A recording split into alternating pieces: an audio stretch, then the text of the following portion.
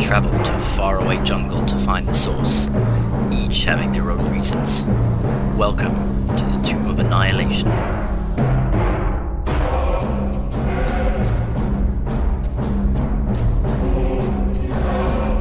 Are we rolling HP or are we just going with averages?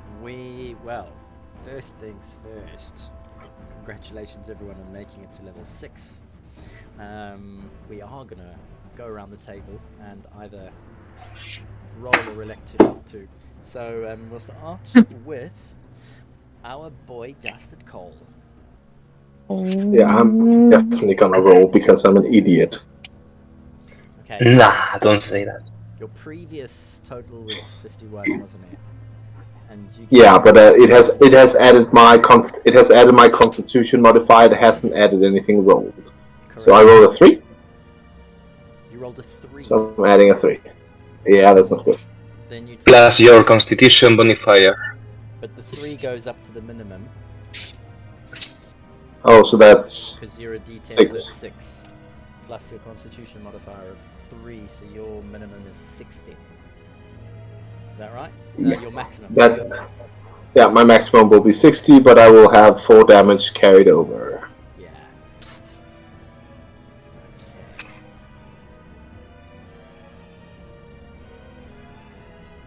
Okay. Okay, then next up is Yelena. You were on 44. You're a D10, so your average is 6. You obviously get a roll if you can better it. Yeah, I'll give it a go.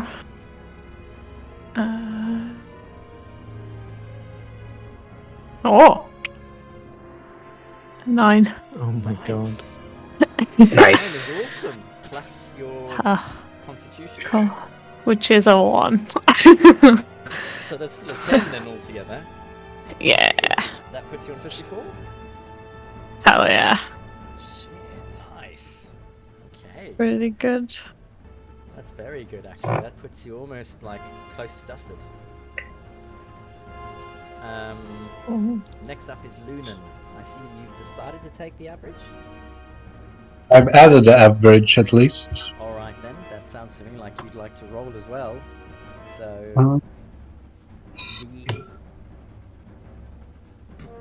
you get a plus 2. DA? Don't you? It's a DA. Yes.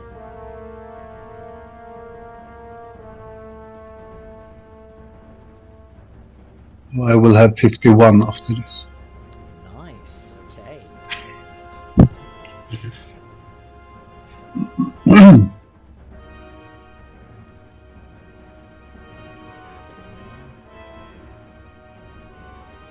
Then after you is Valrus. Yes. Okay. You're a D6 as a sorcerer, aren't Yep. you? Yep. So, you're gonna roll for it? Your minimum is 4 anyway, so... Oh, he uses D&D Beyond. So he gets a 4. Oh, dude, you get plus 3 on your Constitution. Yep. So that brings you up to 50. For a sorcerer, that's pretty splendid.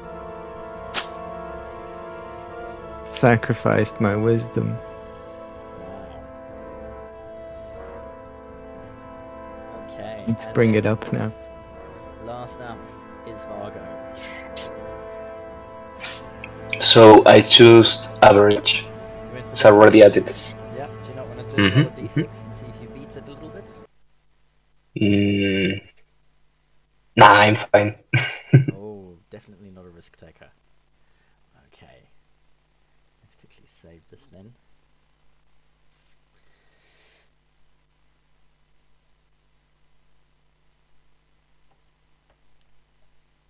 Level 6. Okay.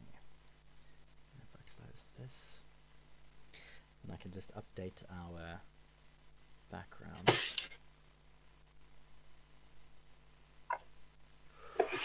Seamless. There we go.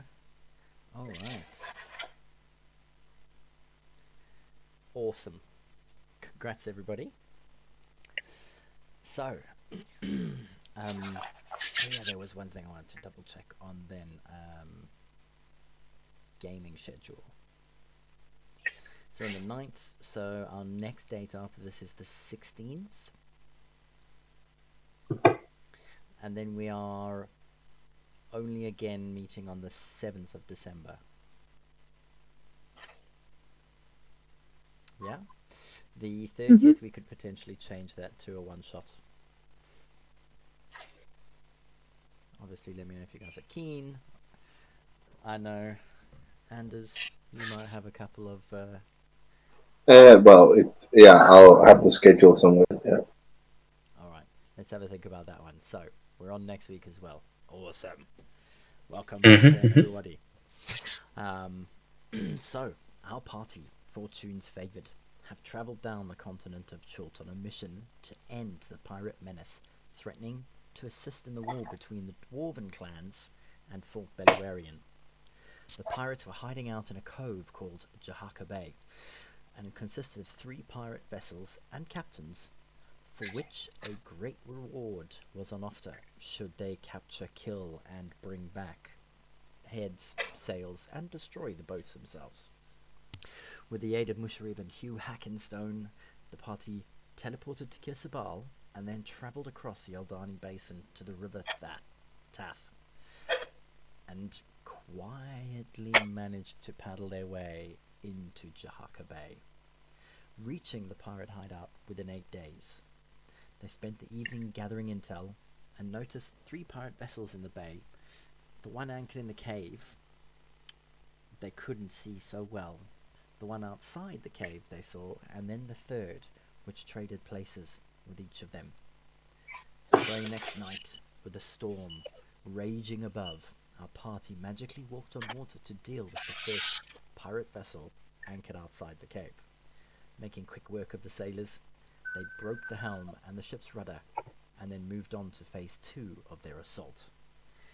Dusted headed off to the anchored vessel with a bomb, while the rest of the party snuck close to what appeared to be a tavern.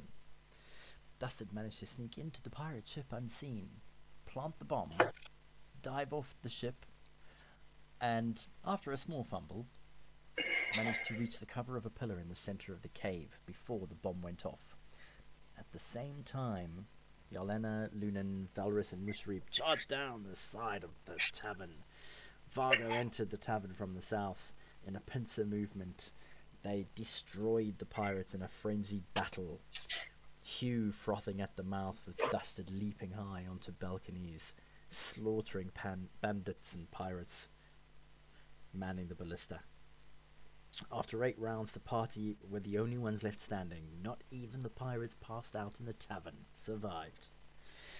After searching everyone inside the tavern, Yelena then moved off to deal with the burning ship. Valrus, Dusted, and Lunan went to investigate the rest of the cave, and Vargo remained with the dwarves on the ramparts. Okay. So, let's jump to the prison cell.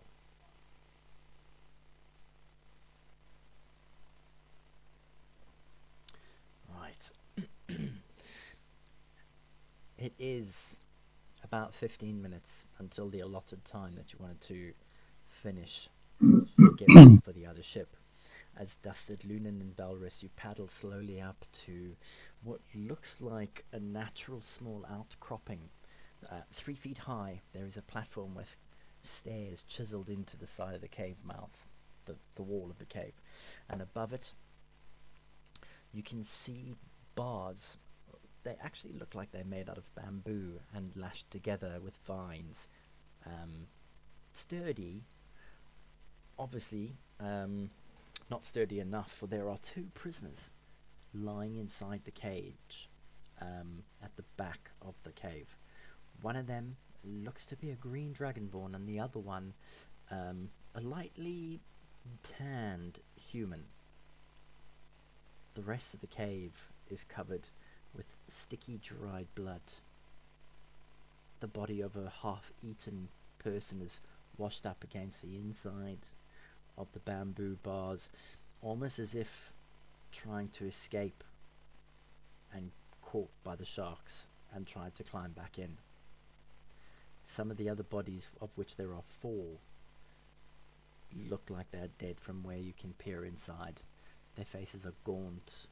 They're not breathing. The other two prisoners hear some commotion. And one of them slowly raises his head. But he's too far into the cave for you to make out. What do you guys do?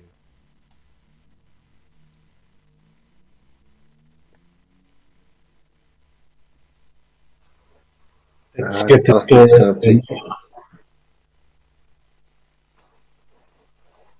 Dustin wants to go up to one of the bars, to the bars, and use the braces to cut through,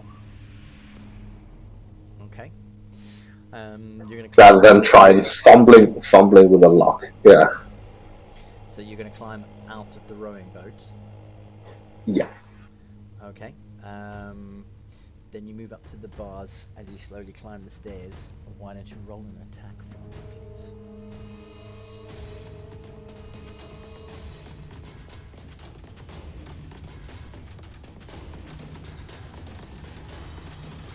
$13. Yep, 13 hits. As the braces spring out and they fling forward some acid and you slash through them, roll your damage. They are bamboo and vine lashed together. 5. 5 damage. As you swing, you cut through many of the vines holding the bamboo together. And as you retract your claws and you look at your handiwork, you can see the vines are currently being dissolved and eaten by acid. And as they creep closer to the door, the lock sort of just... It's not really much of a lock, it looks more like just a rusted iron link. But everything around it by the iron gets eaten by the acid. It falls out, ding, ding, ding, ding, and then rolls into the water. The jail appears to be open.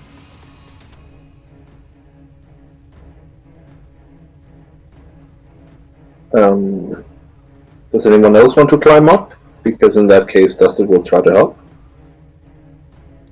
Luna will join you. Uh, And before I enter, I stop concentrating to the spell so that the tiny dinosaurs disappear. It's not much time left on it, and I don't want to risk harming anyone inside. Okay. just stay in the boat and keep it in place unless there's like a rope to tie it off to somewhere. There does not appear to be. However, if you have a rope with you, you can probably Oh yeah, throw could. it and tie it to some bamboo 20 joy. Yeah, I'll do that. Okay. Right, so you clamber out of the boat, make your way up the makeshift stairs, lash the rowboat to the walls, and dusted, you make your way into the cave. It is damp in here. You can actually see that the ground, you can feel it slipping underfoot. It's almost as if during high tide, the water level is higher than this. You look around and some of the bodies do look waterlogged, bloated, some of them are shriveled, as if it's recently sort of been high tide.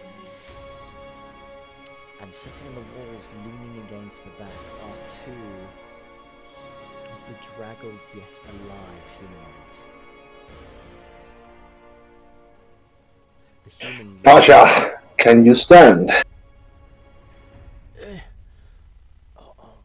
My friend! Who are you? A dark-skinned man in torn leathers and a sleeveless white shirt that once looks expensive. He looks gaunt and tired. His chin slightly lifted as he tries to look you in the eyes. You can see he's definitely a strong-willed person. And as he recognizes that you're not pirates, you almost see a glimmer in his eye of hope. Friend or foe? Friends of Nian Saru. We are here to stop the pirates. Oh! Can you stand? He leans forward and puts a hand on the ground. Slowly makes his way up onto his feet and stands up. I'm not old. I am merely just confined in these quarters and hungry and starved. But please, I am Captain Jamshid Jazani of the Desert Viper, a merchant ship out of Port Sumatra. I was here on business before my ship was set upon by these pirates. The one with the dragon fang flag on the back. Oh, is this a rescue? It has suddenly turned into one. And Dustin takes a step over to the other and to make sure that he can stand. And since he has not replied anything yet, Dustin's going to try to ask the same question: Can you stand in any language he knows, which is Common, Dwarvish, Elvish, and Gnomish? The green dragonborn who's sitting against the cavern wall, his head slightly bowed with his eyes closed.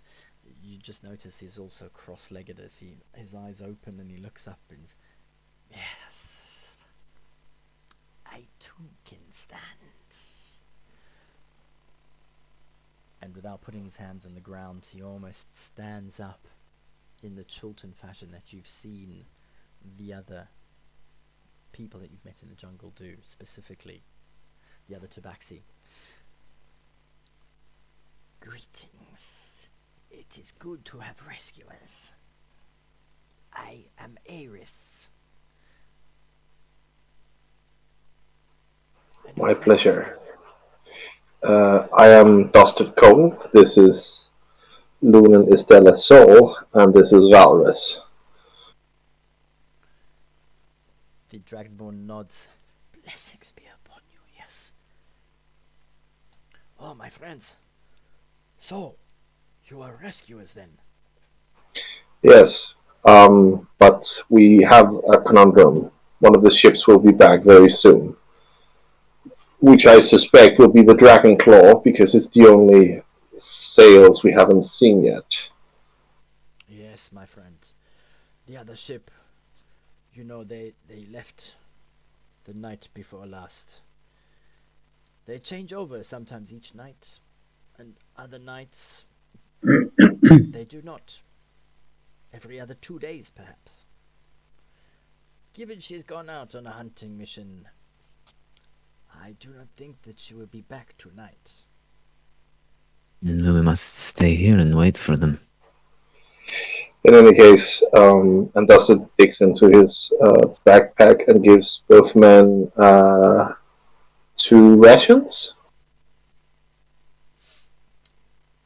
Each one of them a ration, yeah, so a cross of 2. Yeah. The Dragonborn nods and takes it. Blessings of Severus upon you, yes. Do you know why they kept you like this? And didn't you just kill you off?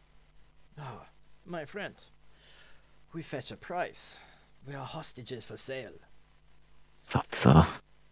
Yes, they took us. Peaceful merchants. There were like bones and stuff in the cells, weren't there? Or am I misremembering? Roll a perception check. I mean, you're still in the cell.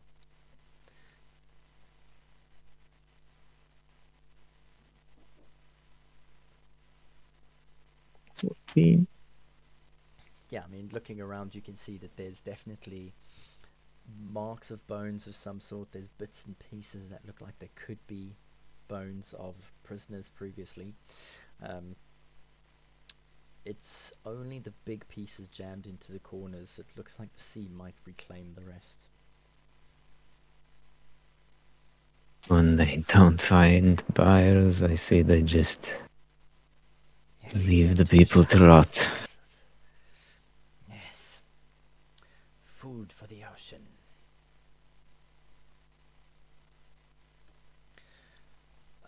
So, not to be imposing or anything, my friends, but you've come with a ship? Not quite. We Unfortunately don't have a not. crew. And But we do have a ship still out in the bay. I do believe and I forgot the name of the ship because I'm dumb.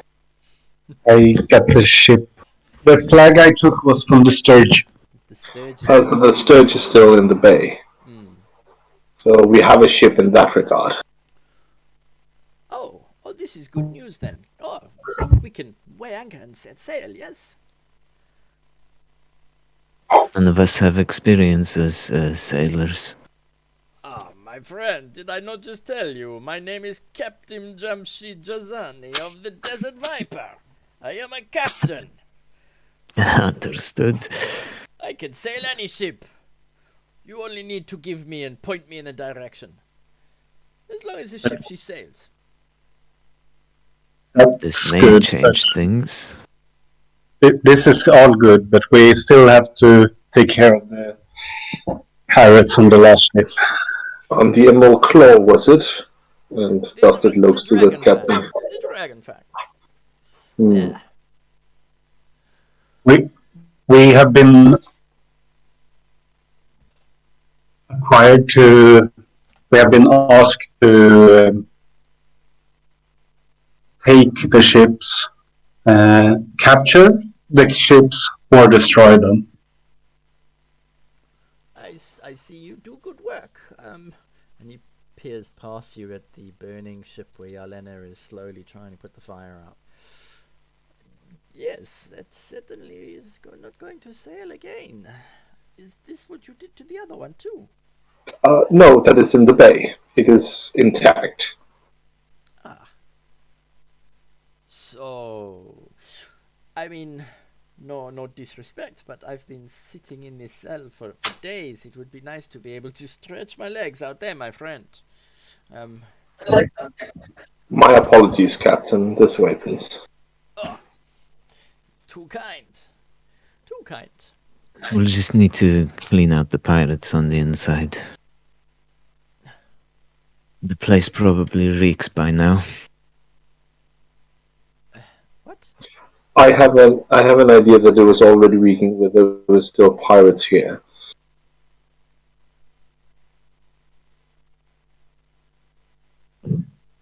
You have an idea of what?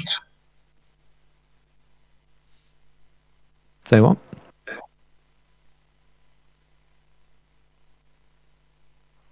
I think Balbus was just pointing out that the whole place was reeking because of the corpses. Yeah, And there Dustin are was loads suggesting of pirate corpses. And Dustin was suggesting that it was probably reeking well before that.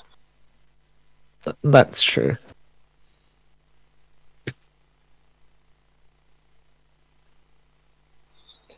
Probably still more comfortable than the jail cell. One at a time, yeah. Yeah. I will take any place, you know.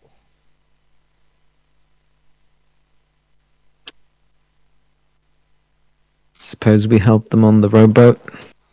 Dustin is definitely going to do that. That's why he's staying up here. Yeah. Okay. So you escort them onto the rowboat, not being suspicious at all.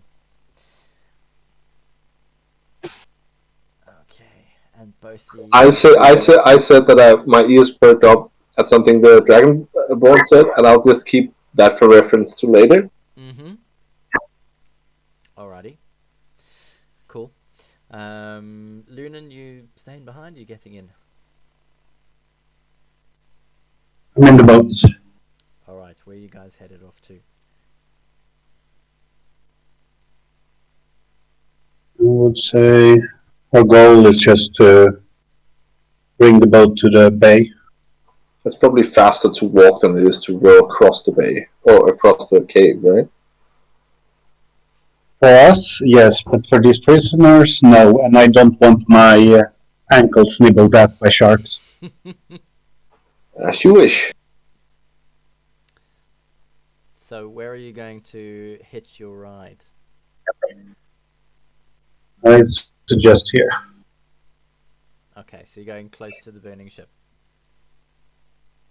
We're taking a bit of a circle. We could even do here if it feels like it would be too close. Up to you. So, either way, you make your way and you dock at one of the docks moving across, and as you throw the rope to tether it to one of the posts on the side, Yelena, you manage to finish putting out the fire as well as you could. If it wasn't you putting it out, then the slowly sinking ship under the ocean manages to douse most of the flames as well. Very nice. She was given a mission and she finished it. Yep, he did.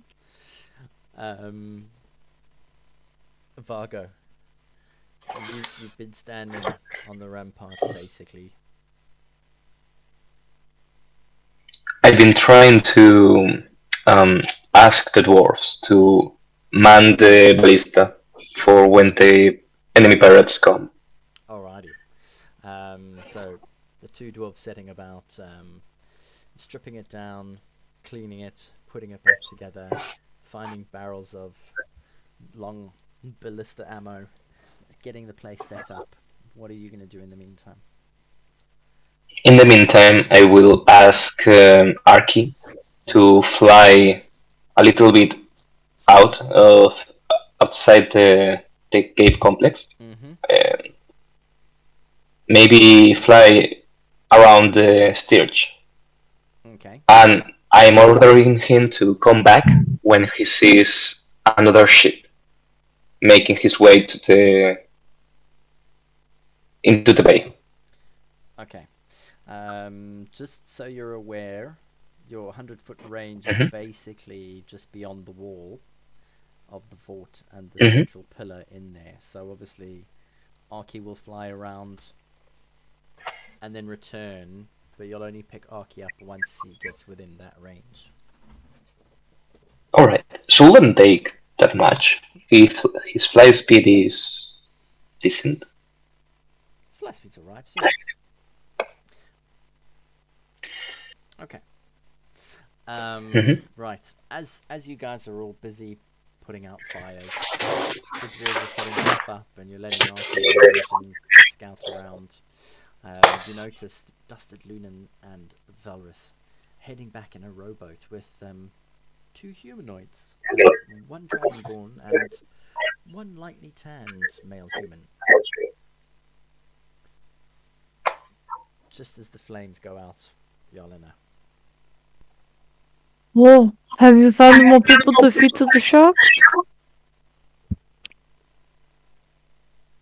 Is that your first thought? She just shrugs. Well, anybody here is probably an evil pirate, you know. I think we have enough food for the sharks. Never. Have you seen how hungry they are? I can't say I could tell if I wanted to. Maybe you should take a closer look. Maybe it would have been best to ask Father September to cure her. Dustin, for the first time Dustin is turning around on this issue. Well, I suppose it's not too much of an issue as long as nobody scrapes her. What do you mean? It's not unreasonable to make sure the sharks are well fed.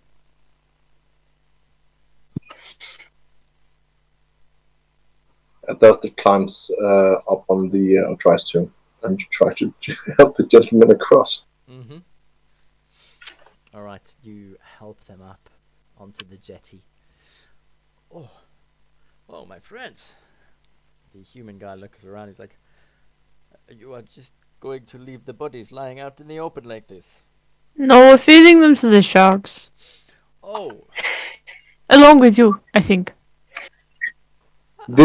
Jalena, this is a captain which can commandeer the ships back toward Nancy. So before you... ship. This one? No, the Sturge, out in the bay. Oh, the and other Dustin one. turns around and points. I suppose that one still works. I mean, he points into the wall, it seems, if he has to point directly at it, but, well, you get the idea. It is true, I can sail. I am a sailor, yeah. Does this change your situation by a slight margin? Well, not really, Oh, but it's okay. Is it not? Well, we didn't plan to have somebody else to save, did we? No, but I believe How it we is do. you that is in need of saving, my dear, for I can sail a vessel and get you out of here. Are we going to go back? Or weren't we just going to go the other way? I suspect the captain can be entrusted with the ship. Do you trust everybody you pull out of prison? No, but I In the do middle of trust. nowhere? I do trust them more than I would trust any pirate in this cave. Well, all the But- pirates are dead. what about the sea monster? That's now a problem again.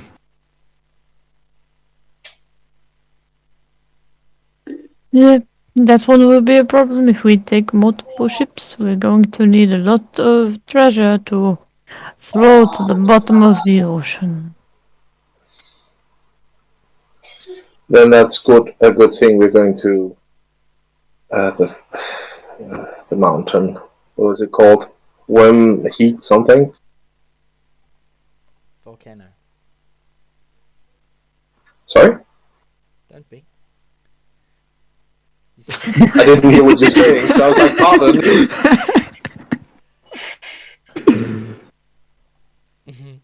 Volcano, not mountain. Yeah, fine.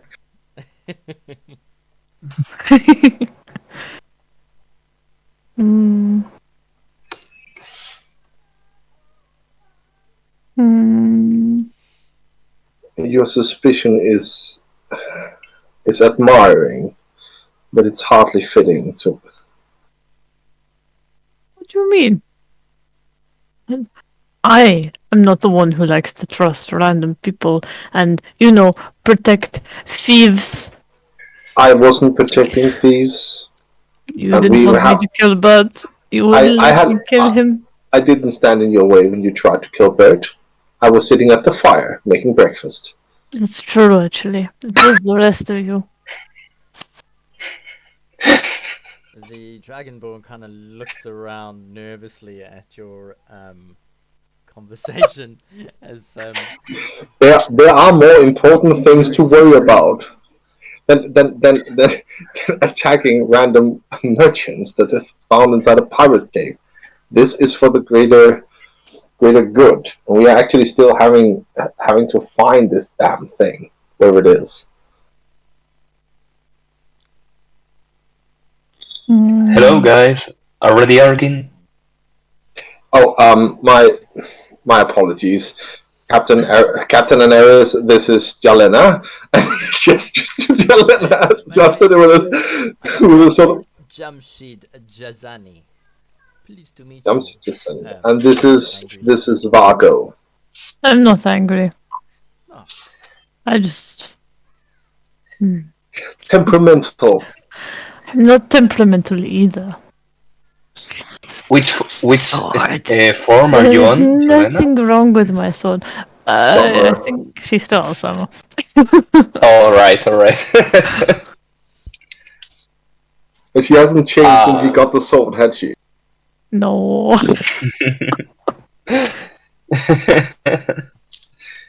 All right, guys. Seems you found something interesting. Are you alright, guys?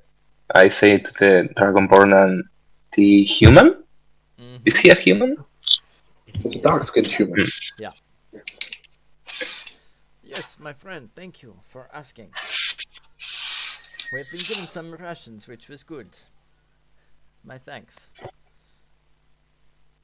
I don't want to sound like a bad man or anything, but a battle is probably going to ensue in this place in a bit. You might want to find refuge inside. Yes, Eris. Come, I think we have been told to take our business inside. Let these men deal with their handiwork in the right way. And of course, thank you for your kindness again, my friends. Yeah. Okay, and he makes his way into the tavern, gingerly Mhm. stepping across bodies lying on the ground, trying to avoid all of the blood on the dirt and the ground, and eventually makes his way inside. Maybe I I roll an insight on him in general, just to see if he comes across as like genuine Insight check, or please. yes. Go ahead. Uh, like it's just something not right about him, in my opinion. for a second I thought you were gonna say intimidation. 19. Um, Indeed, Yelena, you are correct. There is something he seems to be holding back on, um, but you don't detect or see any lies or any body language that would say that he has been trying to deceive you in any way. Okay, so like no malice or anything. No, no, he is genuinely. He comes across as a bit of a very polite person, respectful. Like a noble. Well, Oh. you could always ask. I think a noble probably wouldn't be polite though. From Dustin's Oh, that's perception, true. he knows what they're like. That's yeah. Are they outside of earshot now? Yes. Okay. Uh, Buzz is gonna sort of follow them with his eyes, and the second that they are out of sight, it's gonna turn to Lunan with sort of like a fixed gaze and go like, "What kind of merchant worships Savras?" Who is Savlas? I got it. Remember Father September in Ordnan Saru? Oh, it's his The person. the, I see. dragonborn let slip blessings of Savras upon you. Mm. Yeah, the Have it dragon. written somewhere, but yeah. The captain man seems to be withholding something. I told you he couldn't be trusted. Hmm. But he's not evil, I suppose. Uh, I mean, I would withhold for you my birth name as well if I was threatened to be thrown into the sea with sharks. What? What's wrong with that? It is impolite. We're in the middle of a pirate den with loads of dead bodies around us. I think politeness is out of the question. Every place is a court. No, it isn't. No. The I difference, I the guess difference is here you can just see the sharks out for real and what they are. Hmm. You look at things strangely.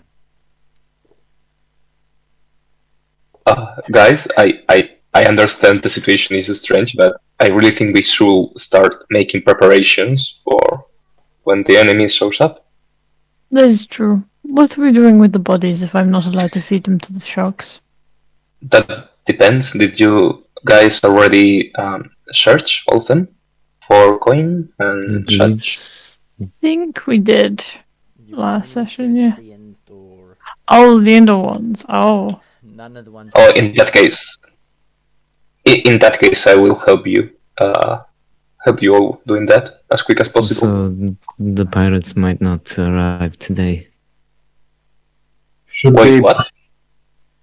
Really? pull all the bodies behind the shack?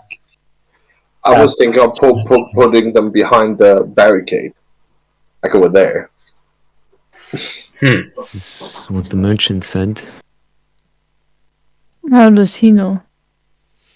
Well, They've he's been captured for a imprisoned while here. and seen how the boats come and go. I suppose we only observed for one night, but I would rather err on the side of caution. Well, Of course. yes, we should have someone else Mhm. posted, regardless. Yeah. I'm not I can yet stay decided on a if that's watch.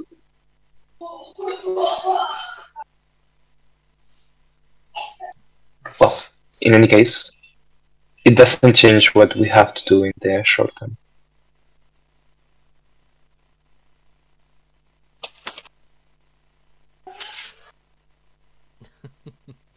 Dustin starts dragging a body into cover. Dustin, where are you going to be dragging these bodies? behind the barricade, so they're not visible from sea. Okay, so you're going to drag them to the fence on the south. Got Yeah. you. Okay, cool. So, the rest of you are searching. Hugh and Mushroob will help Dusted, as the searched bodies have been rifled through. Vargo, what are you doing? Probably helping them to search the bodies for treasure, and after that, moving them. Yeah, I think that's the first thing we have to do. Okay. Yelena, roll a d6 for me, please. Lunan, what are you doing?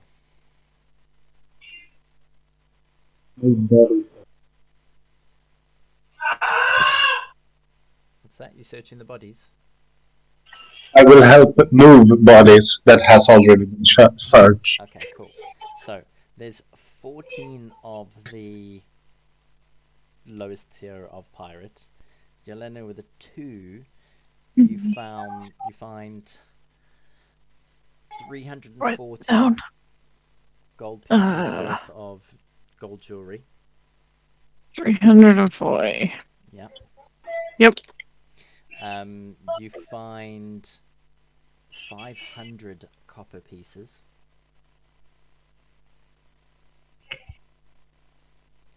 You find 24 silver pieces.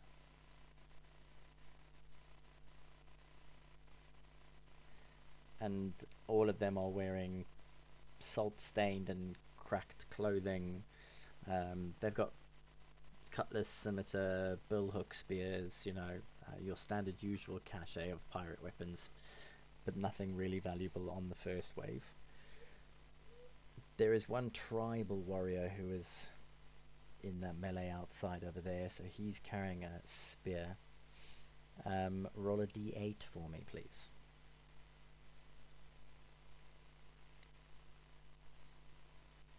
There we go. Sorry. My Discord died for a bit. The last thing I heard was after the I can't remember the number now. After you said about 500 copper was the last thing I heard. Oh, I think maybe we all had. Yeah, I think so. did we all have a moment? I think Yeah. 500 copper, I 24 silver. I can't hear you. I'll just put it in chat then, shall I? 500 Oh copper no, pieces. I can hear you. It's Giannis. I think he's still having the same problem. Okay. You could join, leave and rejoin. How dare you tell me to leave? 24 silver pieces and any gold pieces or No gold pieces, but you did find 340 gold worth of jewelry. yeah. So I've got. Roll a perception or investigation for me, seeing as you're the accountant for this. I'm hoping in case that matters. I'll roll a perception. Ooh. A 10. Um,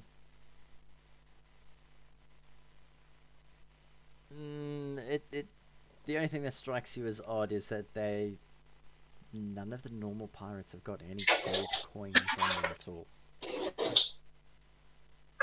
Yeah. Okay.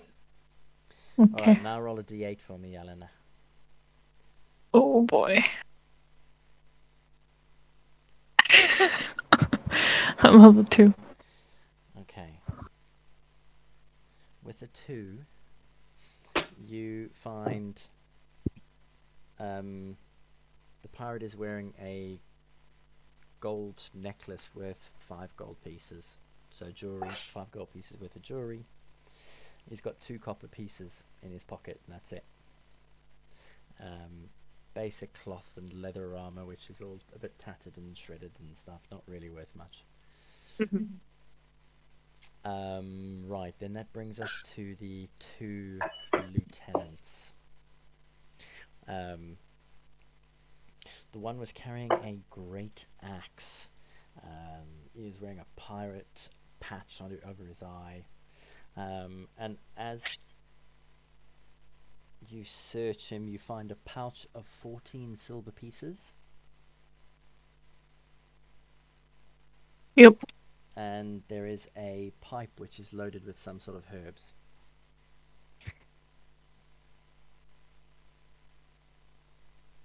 Yep. And then on the orc lieutenant, 43 copper pieces and 5 silver pieces. And how many silver pieces? 5. 5. Yeah. Yep. Vargo, you took the chainmail that was magical, didn't you? Yeah, the chainmail, the potions. Yeah. Okay, yeah. So he's not wearing any armor at all. It's been taken off him already. That is everyone outside. That's everyone outside. Cool. I'll condense the stuff so it's only one post. Cool. Right, so you finish rifling through the pockets of the dead as you pile them up against the barricade on the other side. It is going to take you 20 minutes. As you slowly start piling the bodies up, it's hard work. It's dark. It's cold. The thunderstorm has definitely stopped, but there's still a bit of a mist which is hanging in the air. You can't really see past the lip of the cave. It's just in the darkness. The gloom covers any light from the moon at all. Hold on.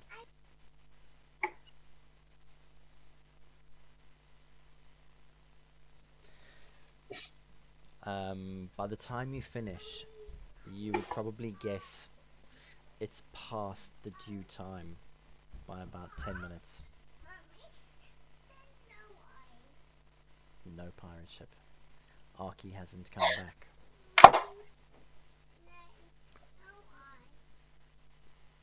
I'll start moving the corpses from inside the tavern as well. Okay.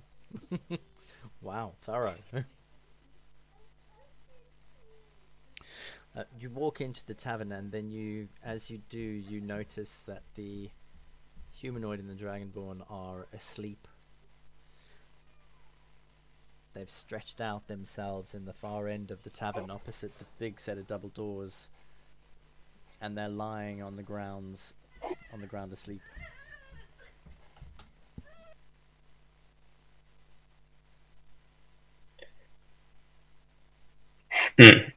I mean, they trust us enough to sleep in our presence. That's good. Well, I will stay awake anyway and keep watch. It has not been that long since I meditated anyway. Luna will sit down and ritually cast Detect Magic for the next 10 minutes while waiting to see if any ship comes. Barbo will accompany you casting Identify on the items we have already. Vargo, you're gonna ritually cast Identify, then do it again. 10 minutes for each item. Yep. If Okay. nobody shows up, Okay, cool. So you're just gonna carry on going through them. No worries. we have 9 magical items in total. Yelena and Valrus, what are you two doing? She's gonna go if the others are gonna go to sleep or something. She's gonna find a good spot to watch everybody and also have a slight view of outside.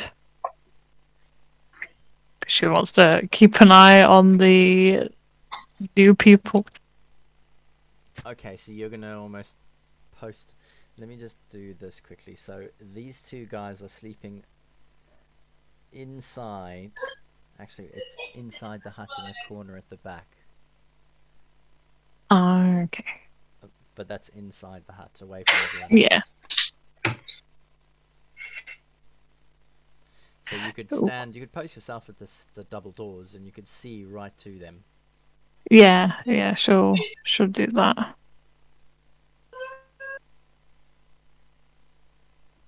Yes, I have never seen so many corpses in a D&D map. Lunan, what are you up to?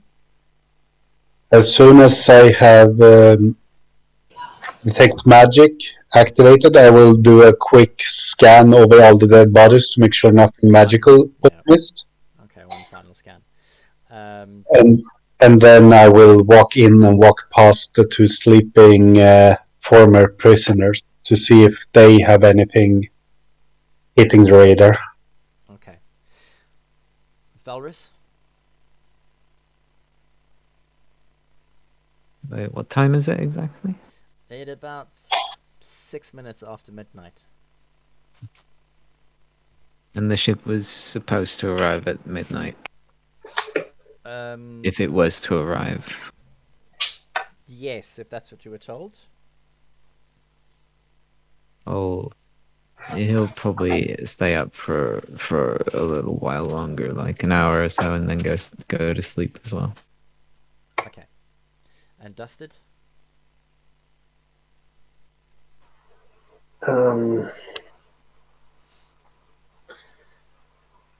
Yeah, I was considering, but the two gents are sleeping, correct? Correct. Well, then doesn't matter making them anything. No, Dustin's just gonna sort of walk around, having sort of like just patrolling the area of the upper part here, like the upper gangway from the ballista and up to the sort of like storage area, just in case they miss someone. Okay. So you're going to be up top there moving around. Yeah. Cool. Okay. In which case then we'll jump to Fargo with your identification. Luna, you do a sweep of the bodies and there is nothing magical on any of the corpses now. It looks like Fargo's done a good job with doing a sweep. Good. So, And the two guys, they don't have any magical auras around them or on them. they're not wearing anything magical or carrying anything magical. Both of them look like they have got no equipment. It's been taken from them. They're literally just wearing rags. And no illusional magic on them either. No. Good. What you see is what you get. Yeah. Right. Fargo, talk to me. So what's the first item? That's a good question, DM. I believe it will be the ones Dusted got from the captain of the other ship. It was a stone and a gem and a dagger. I'm curious. The stone is in Valdis's possession, I think. Because I gave it to him. And we assumed that was another sending stone. Yeah. Message stamp. Okay. Yeah, sending stamp. Yeah. So it will be the gem, the eye, the first item I will try to discern. Okay, so that was Pirate Captain of the Emerald Eye. So that's the one.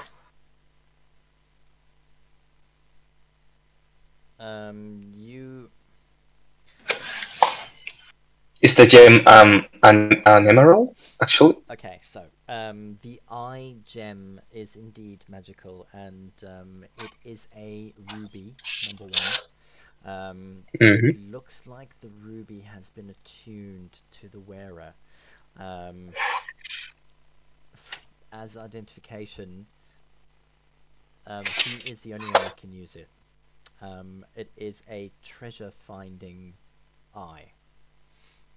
And basically, the wearer can sense treasure, gold, gems, any precious items up to a mile away. Oh, do I know if someone has to take an eye off and put it in and put it to use it? No, you don't. However, what you do know is this looks like it has been crafted especially for this individual. Hmm. Do we think that the gem might be valuable, but by itself? Yeah. Given that it's attuned for only one person in the world, it would probably cost too much to attune it to yourself, more than it's worth. The ruby itself is worth about 1,000 gold pieces. That's what I wanted to hear. All right. Next up, then the stone.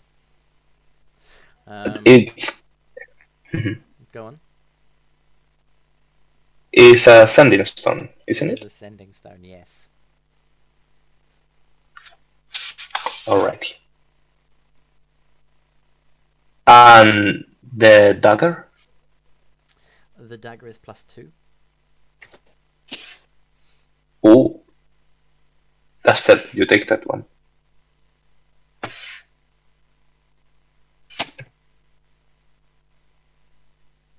Next one will be the ring that the bartender had. The ring that the bartender had. That is.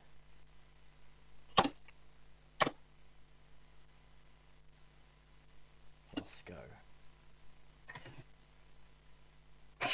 The ring is a ring of animal friendship.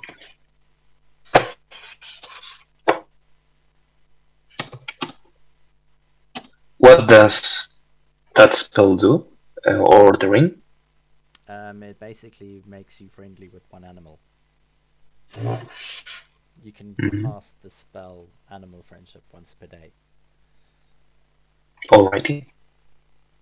He had two magical items, that ring, and I believe you said a cup or something. Yes, he did.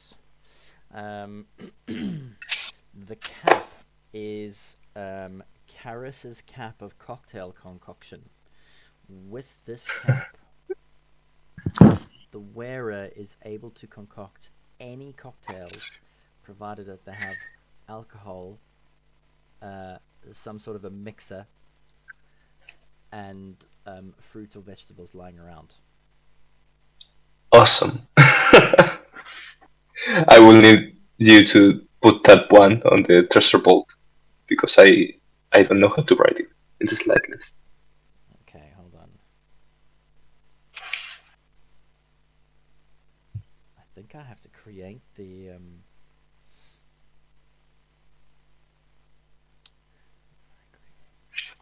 I have to go to. I'm pretty sure I've got it listed here. Mhm. There we go. Duster, are you still in the queue for going rogue? You want it in the bag of in the treasure vault? I'll paste it in. Thank you very much. It is literally a herringbone flat cap.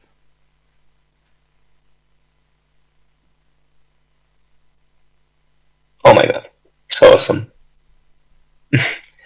Next one will be the chainmail, which I believe it was enhanced somehow.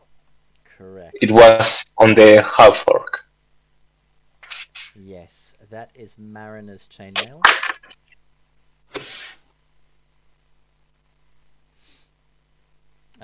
Mariner's armor it into the treasure vault.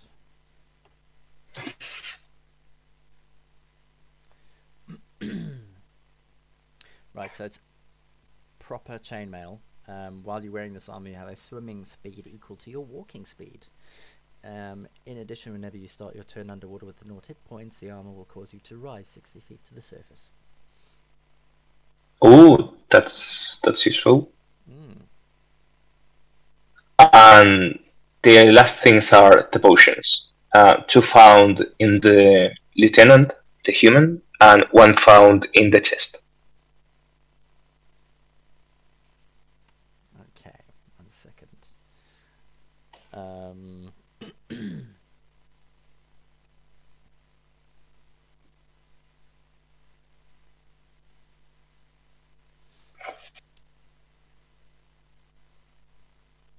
Let's find the powers quickly. So, the half-orc was carrying that. That was the emerald eye. The first mate was carrying a potion of heroism and a potion of superior healing.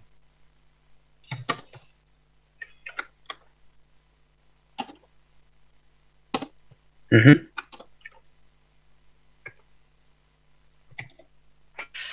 And the last one is the one we found in the chest. Let me see. Water breathing.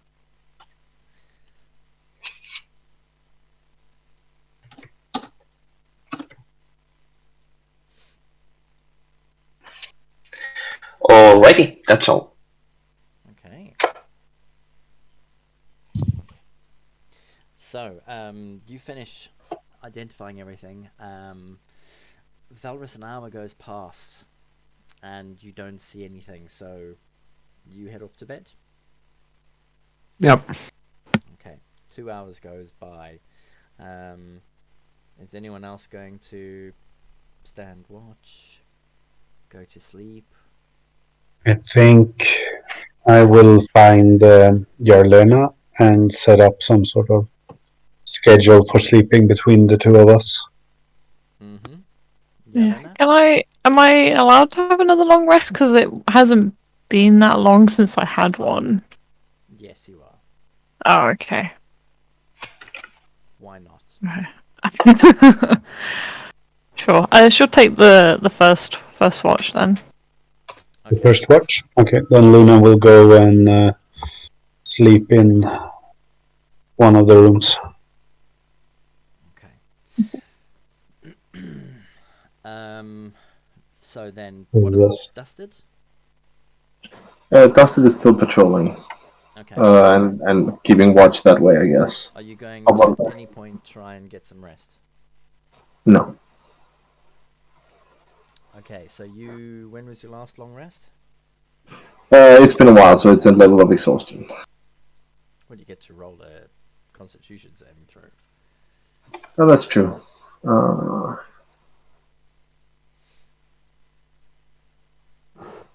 19? Alright, no problem then.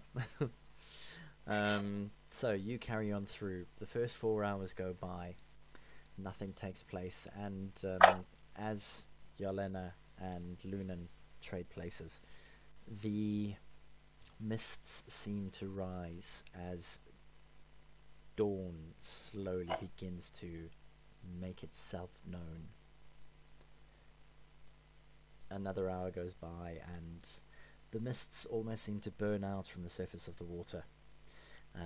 You can now start to see across the cave out into the distance as the rising sun lightens up the sky.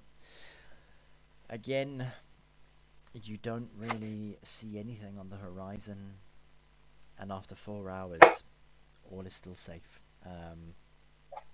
It is now about 8 a.m. Actually, no, it's about 9 a.m. now. Everyone is rested, bar dusted. All right. Didn't expect that. Nice. Time to hand out rations. 9 rations. Are you feeding the 2 pirates as well? Uh, Prisoners. the prisoners that are totally not pirates and totally legit businessmen. Yeah, I'm feeding those too. May I suggest that maybe the tavern has some provisions inside? There was a kitchen and everything. That's Yeah, I can fair. search that left. I can search that for sure. Okay. Yeah, looking through what remains, I mean, you can see a stock of dried meats, eggs, vegetables. I mean, you could easily cook up a meal without having to spend rations. Hmm. Do you know how to cook? I don't have cooking utensils now. Oh, the kitchen does. Yeah, but I don't have the tools proficiency, so Roll it's a just d20 normal. for me. Everyone ready to get food poisoning? Alright, and now add your intelligence modifier. That just makes it worse. Nice. That's an 8. Okay. You said about cooking. You start looking at some of the vegetables. Seem to remember somebody said to clean them or something, so you wipe them with your sleep. Spit in your hand and give them a bit of a rub, and as you start cutting and chopping, you just manage to nick one of your fingers, one of your claws. It's not going well. Do you carry on? Obviously. Okay. Have I ever learned to stop when I'm ahead? Exactly. No. It's merely a scratch, my lord. Flavors for the sauce. Break a couple of eggs and you start to go set about cooking your meal. Everyone inside the tavern, the smells coming from the cooking in the kitchen. You can smell some like vegetables frying, some eggs frying. It, it seems to be reasonably pleasant for the first 10 or so minutes. And then, like, ever so slowly, you can see black smoke, like, coming from the ceiling, running its way out. Dusted clearly has burned something going on in there, and he's just oblivious. Throwing spices and herbs, and oh, I don't know what this is, just throwing shit into everything. But 20 minutes passes, and out marches Dusted, arms laden with plates and cooked food.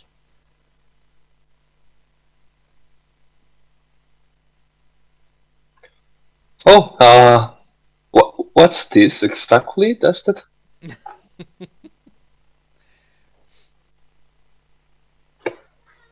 Just some stuff I threw together.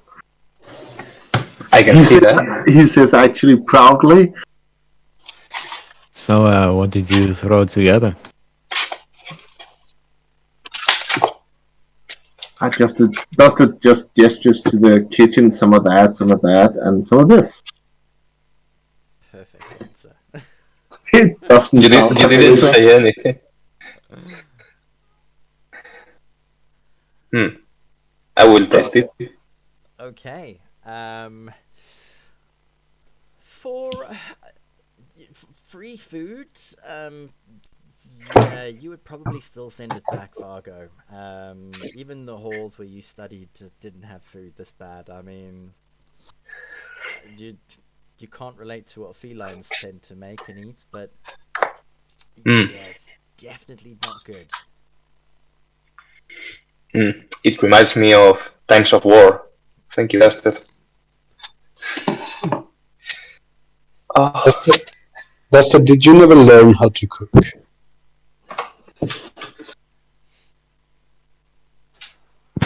No, I didn't. I'm not particular. Very straightforward. that pause. I'm not particularly a cooking slave, am You I? know, I think it tastes pretty good. It reminds me of home.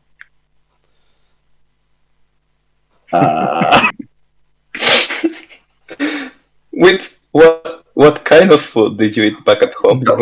Dustin is beaming at Galena's compliment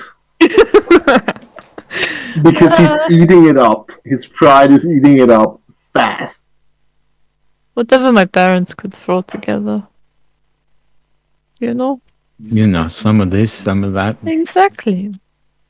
Hey, cooking, the best type.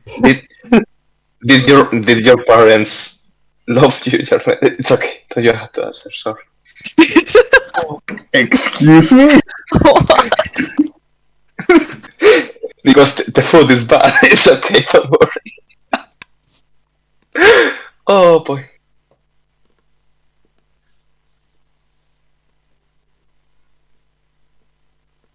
In any case, thank you. It was an effort. It was delicious. No, it wasn't bad. Oh, my friend, is there any more of this delicious food? It is the best thing I have eaten in the last week. You can have mine. Yeah, me too. Here, take it. Oh boy. You're too kind. And I grab the extra plates and the dragonborn. So how many needed rations just so I can remove them? No, in any case, Lunan, you could change the flavor of food, didn't you? No,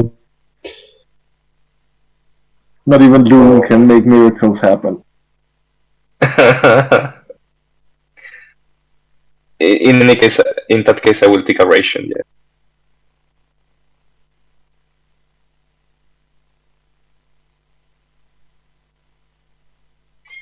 Oh boy.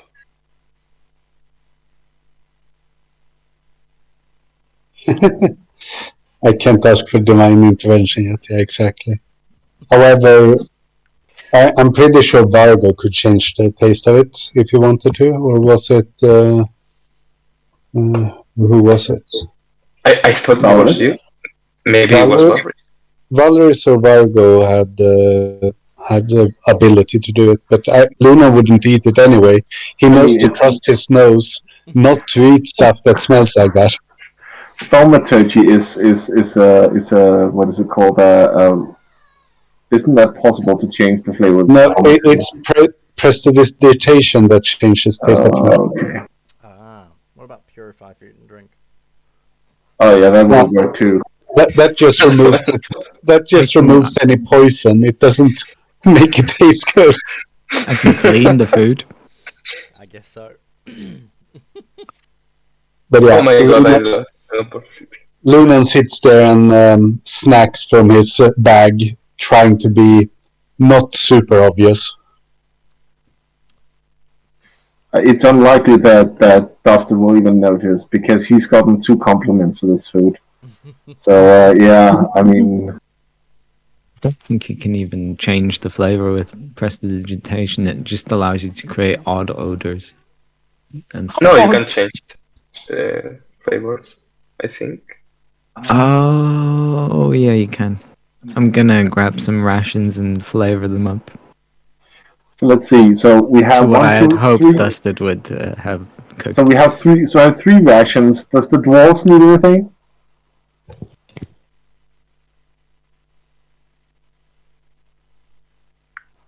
Nah, I'm fine. I'm fine.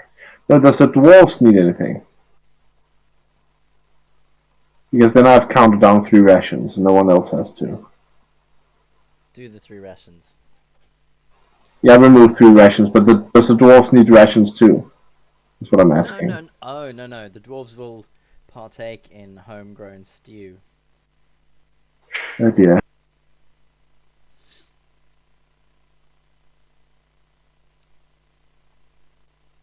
Okay, so you finish serving a banquet, Dusted.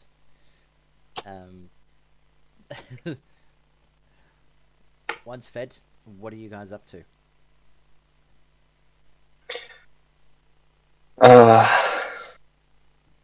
Well, it's a good question. How much time are we gonna wait for these parrots? we certainly cannot leave them mm, sailing around.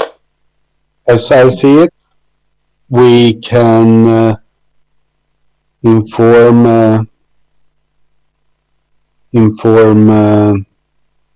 what's her name?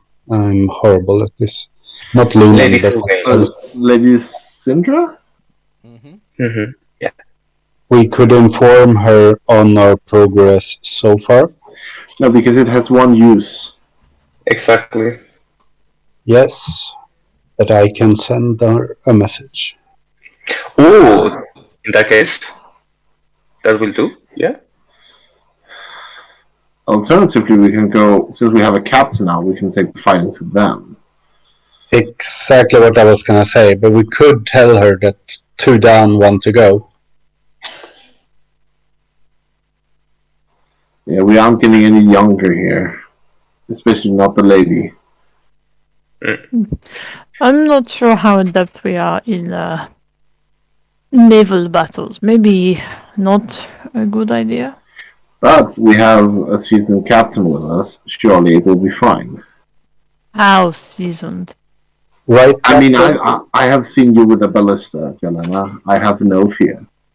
I mean, Oh, yeah. ballista is one thing, but We, well, we, we can move the ballista to the ship. Can we?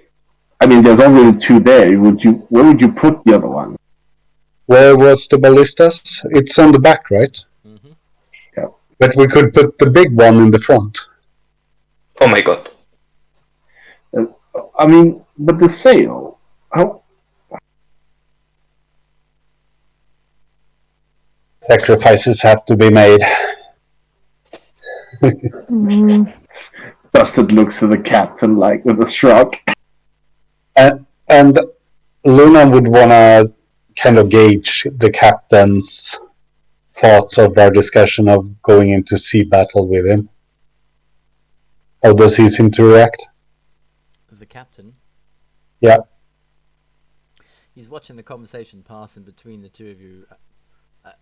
I am a merchant. Hey, I can swing as a sword if needed, but I'm in this for the business, my friends. I need to find my ship.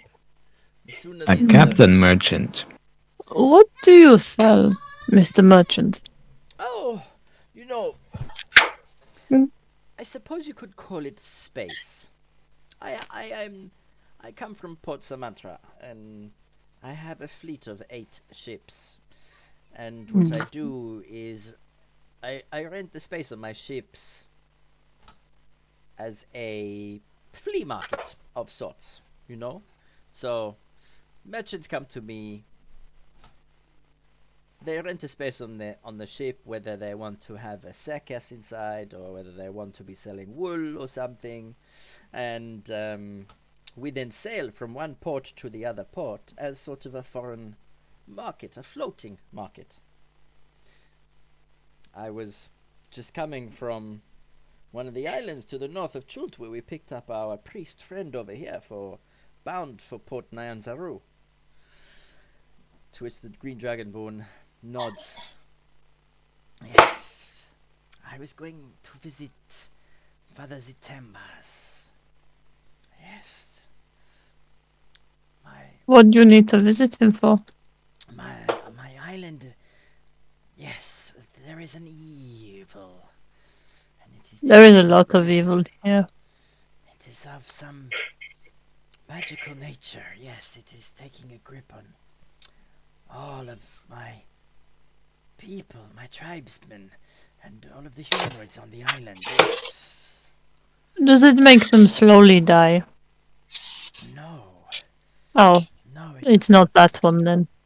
No, they seem to be behaving as undead. Are you sure they're not Yes. undead? Of course I am sure they are living and breathing. They just walk Then around like... zombies. yes. As if they are under some spell. Yes. I Perhaps wonder what kind of thing could do that. this is what I was going to ask of the old seeing god, Savras. Hmm. What is the name of your island? It is called Nunduako.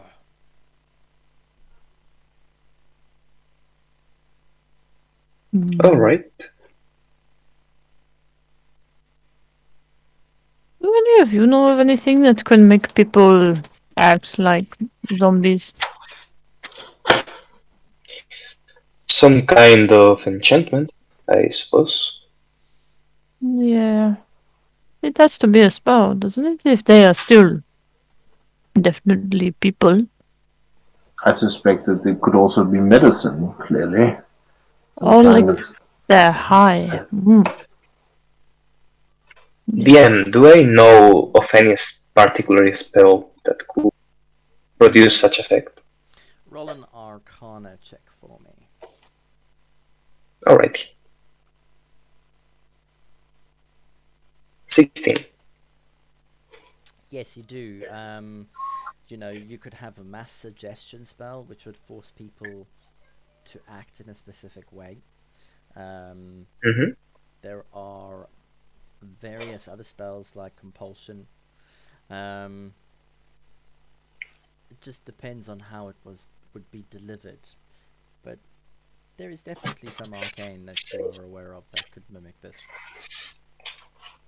Mm-hmm. To the Dragonborn, I say there are a number of options, but whichever it is, the being that did that to your people is powerful.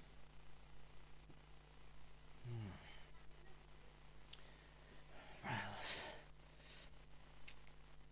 let us hope then also that our gods are on our side. Maybe once we have stopped Lady Sylvain from dying, we can help Mr. Dragonborn's people. Mm-hmm. Yes, I am bound for Port Nyanzaru. Perhaps we will be able to remain in contact. I will stay with Father Zitemba, yes, and await for you. Good.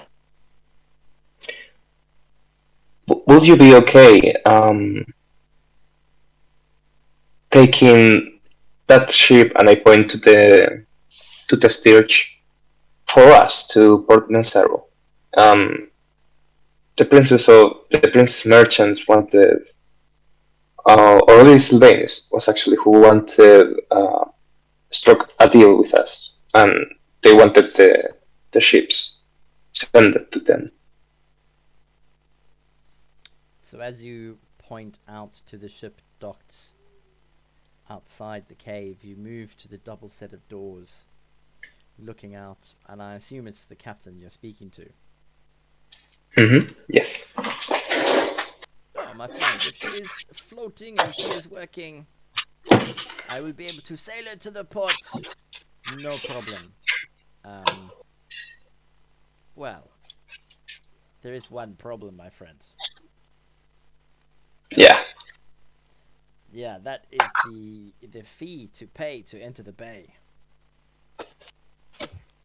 And how much is that? That is not a question that I would know the answer to. That is for the dragon turtle to answer. How much do you usually take to make sure that it doesn't sink your ships? Well, at least one chest per ship. Two if you're less than 2 or 3. I wonder if either of these ships had such a chest. They did sail away, didn't they? Who are you talking to? She's just pondering. Okay. So we just took down. Yeah. Didn't I wonder. Does it already investigate most of it? I don't believe we found anything. there has to be Dustin, something did you hidden by, right? Something gone. saw such a chest in the ship that sunk?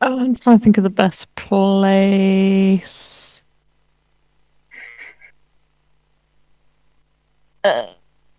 Because that big ship is sunk now, I assume. Yeah, most of it's Yes. underwater. It's basically sinking. The only thing that's gonna leave. Oh, actually, no, I'm not gonna say that. Carry on. Hmm. Hmm. Hmm.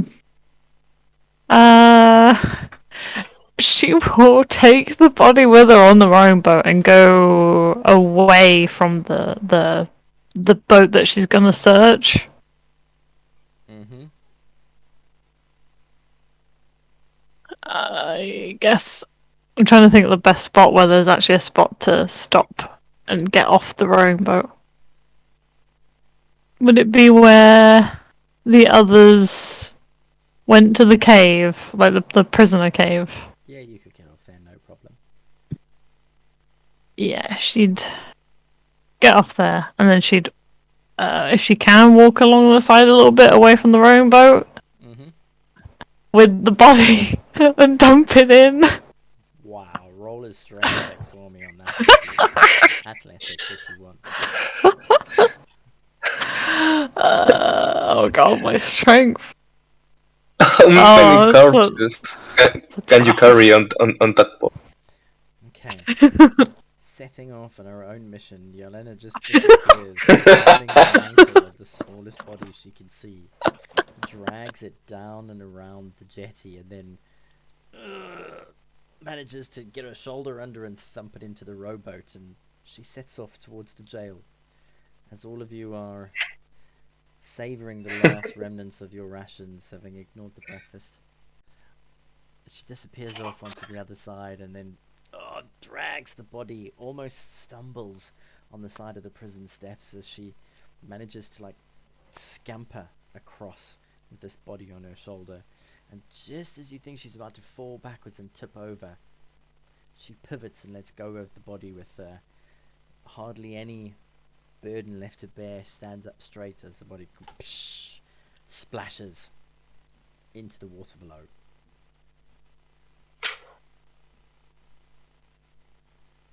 See any sharks? The ripples extend out and you wait 30 seconds.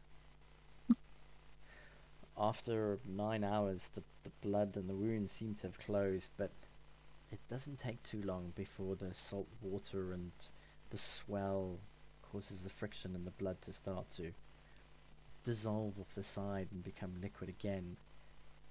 And then 30 feet in the distance you can see it. A fin slowly starts moving towards you.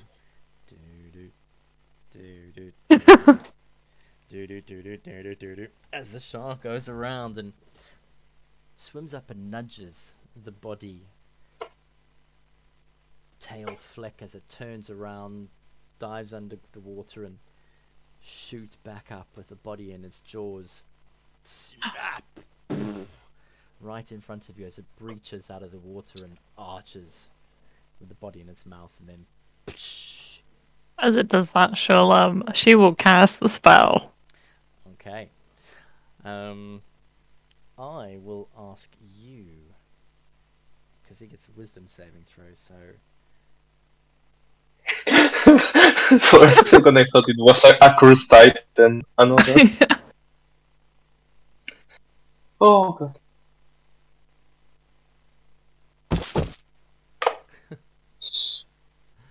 no, if I'm correct. There we go. So, and with that, the eyes almost swivel as it's mid-air, and it almost seems like the pupil dilates and then contracts as it focuses in on you, and it splashes into the water as you've made connection. Okay, I need to have a look at the spell and see exactly, because she basically just wants to tell it, can you and your friends stay away from the ship that has sunk? And as you think that, the shadow of the shark below the water almost seems to come closer. And it swims past you, circles, comes back, and then slows as it swims past you again, rolling onto its side. And then with 2 kicks of its tail, under the water it goes. And about 30 seconds later you see 2 other dorsal fins rising up out of the water, heading out of the cave area into the bay. Oh, she just watches them go, feeling very proud. And then she'll row back to the others. Okay. Having Oh my charmed your way into the ocean, you go running across. I take it you're going to row across the ocean. Yeah, she'll row across and she'll go tell the others that the sharks have left the bay area if anyone wants to join her in looking for a chest in the sunken ship. Okay. So, Hmm. after watching Yelena mess around in the middle of the sea, she comes running back gleefully with a smile on her face, giddy as a little schoolgirl. And she tells you she's managed to shoo off the sharks. Does Have anybody they- want to come for a bit of a swim to see if we can find some treasure? Do I believe her? Roll an insight check for me.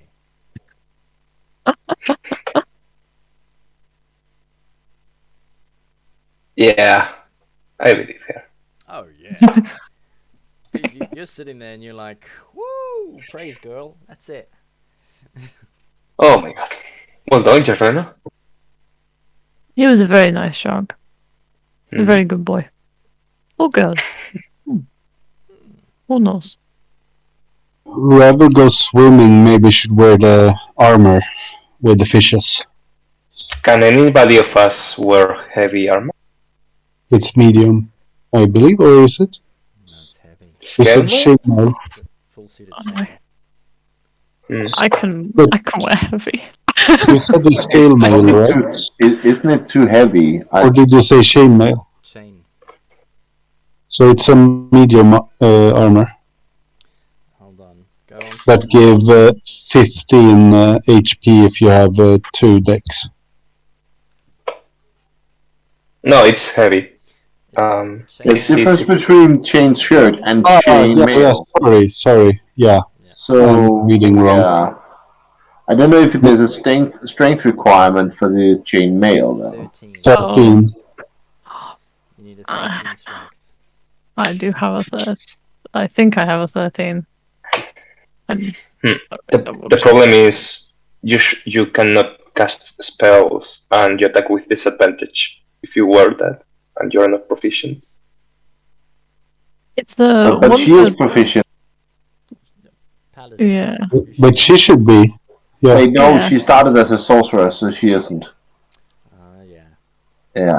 Yeah, the only way to get it is through if you don't start as I'm proficient in light as one armor of and the medium armor. if you don't start as one of the martial classes, you can only get it by picking one of the cleric options or getting a feat, which is kind of steep.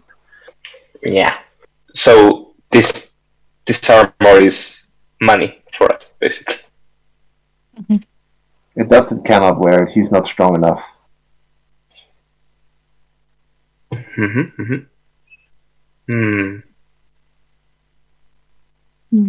We need to find some strength for Dusted and then give him the armor.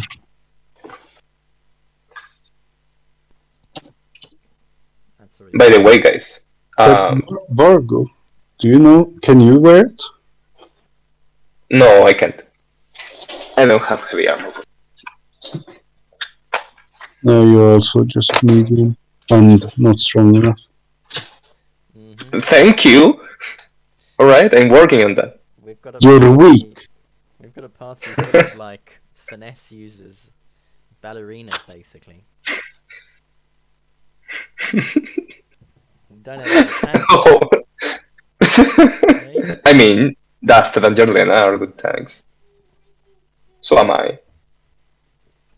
Yorlena is a tank, and yeah, They're tanky because they have high armor. Yes. By the way, guys, have you taken the magic items? I took the dagger as you gave it to me, but anyone else can have it if they want to. Nope, no use. I feel bad having a potion of water breathing since we have Lunan doing that. I suppose we should be fine swimming without it. The sharks will stay away. And I can always ask if they come back to go away for a little bit longer.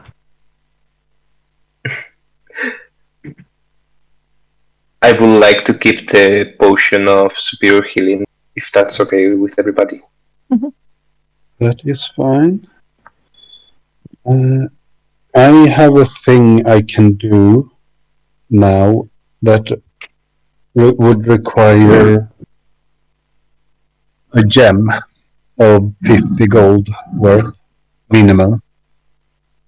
And I see we have an emerald worth 100 unless we have something smaller.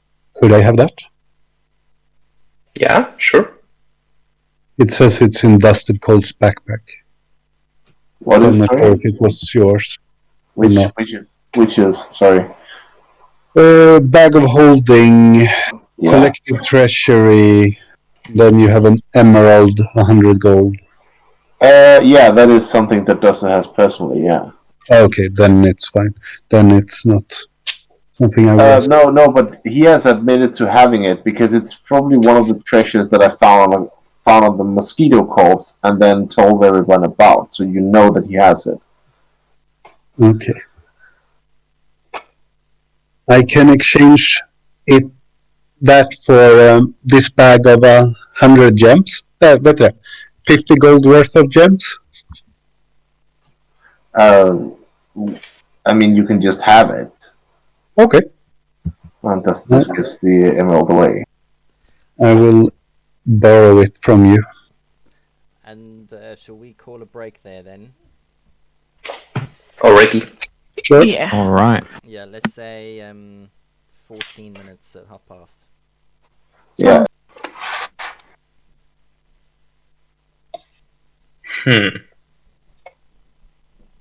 What's going on? Thinking on what we should do with all the bodies. God, I wish I was a necromancer. Burn them.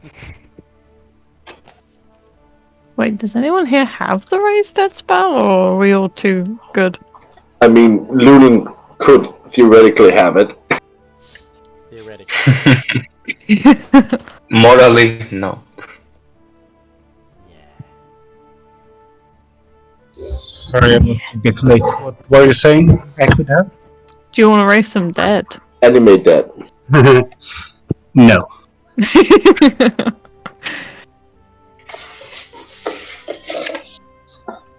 Man, no army of undead for us. It would have been awesome now, though. I could have prepped it. But no, I've decided that that's not Luna's thing. Alternatively, we can make some sharks really happy. We can make the sharks really happy. Say that Lunan was sleepwalking one evening and accidentally raised the dead.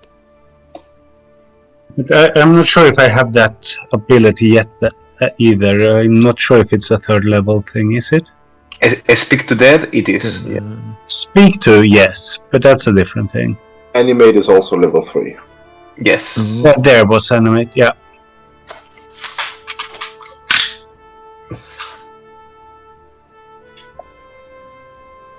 No, he's here to stop the people that animate dead, not join them.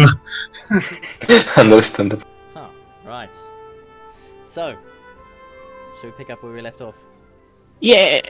Yeah. In our first part of the session then, you guys managed to rescue 2 prisoners from the caves, fed them, let them rest, and proceeded to pile up all the bodies against the barricading wall on the outside of the fort. and I think you're now about to hatch a plan to go diving. The pirates have still not returned, and the majority of you have had a full rest. Over to you. I believe that whoever goes down there should be able to cast detect magic in case there is something interesting. I don't plan on going down, but it might be useful if some of us went to the other ship as well. I guess I could join. If Would you care casting water breathing on all of us, Lunan? I wouldn't mind to do it if I knew how to. Oh, I see.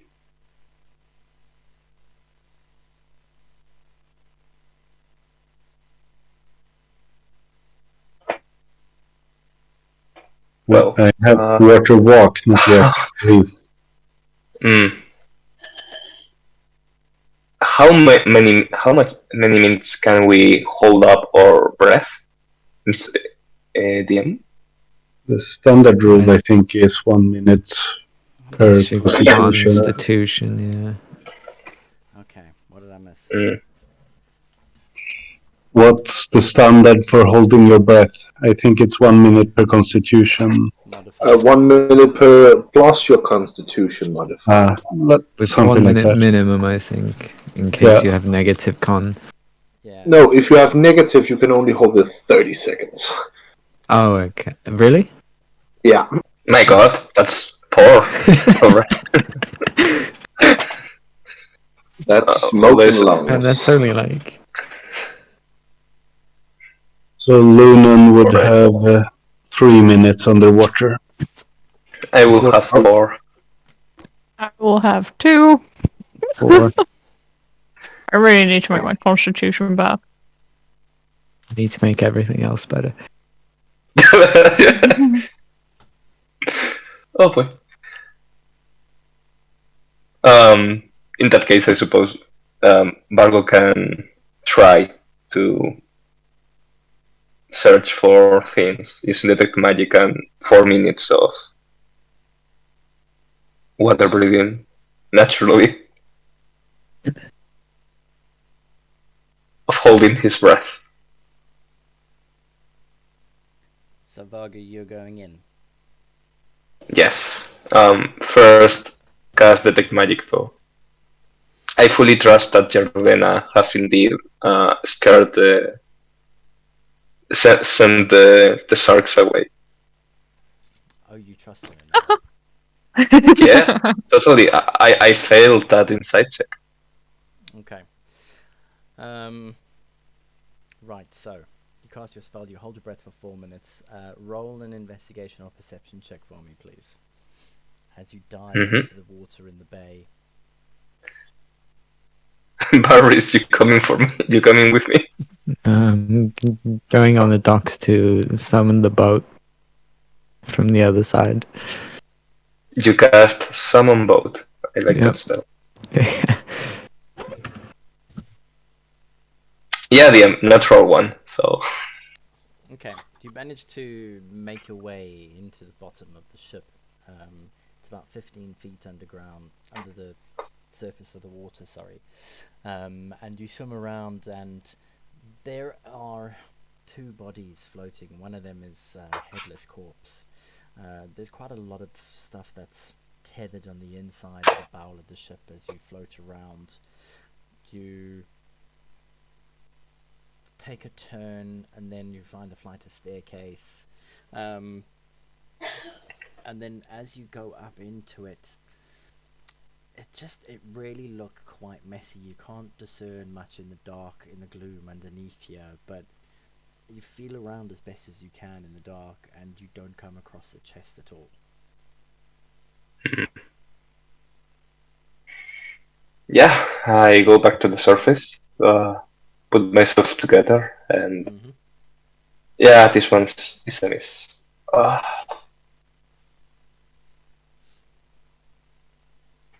I will proceed to enter the tavern and light a fire in order to dry up. Mm-hmm. Okay.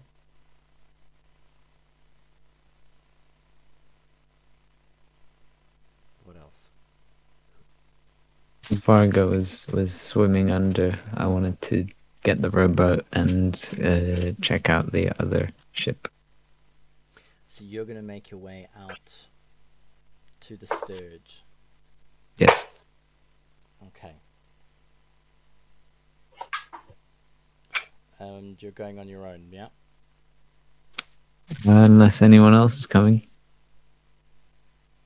Yolan is keeping an eye on Vargo in case the sharks do return.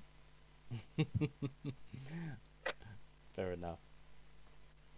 Dustin will come with you. But before he does, he'll ask Vago what he was looking for anyway. A chest.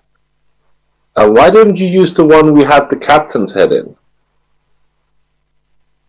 No, I was looking for a chest with gold in it inside the boat that sank. Oh. Just in case they keep them for paying the dragon turtle.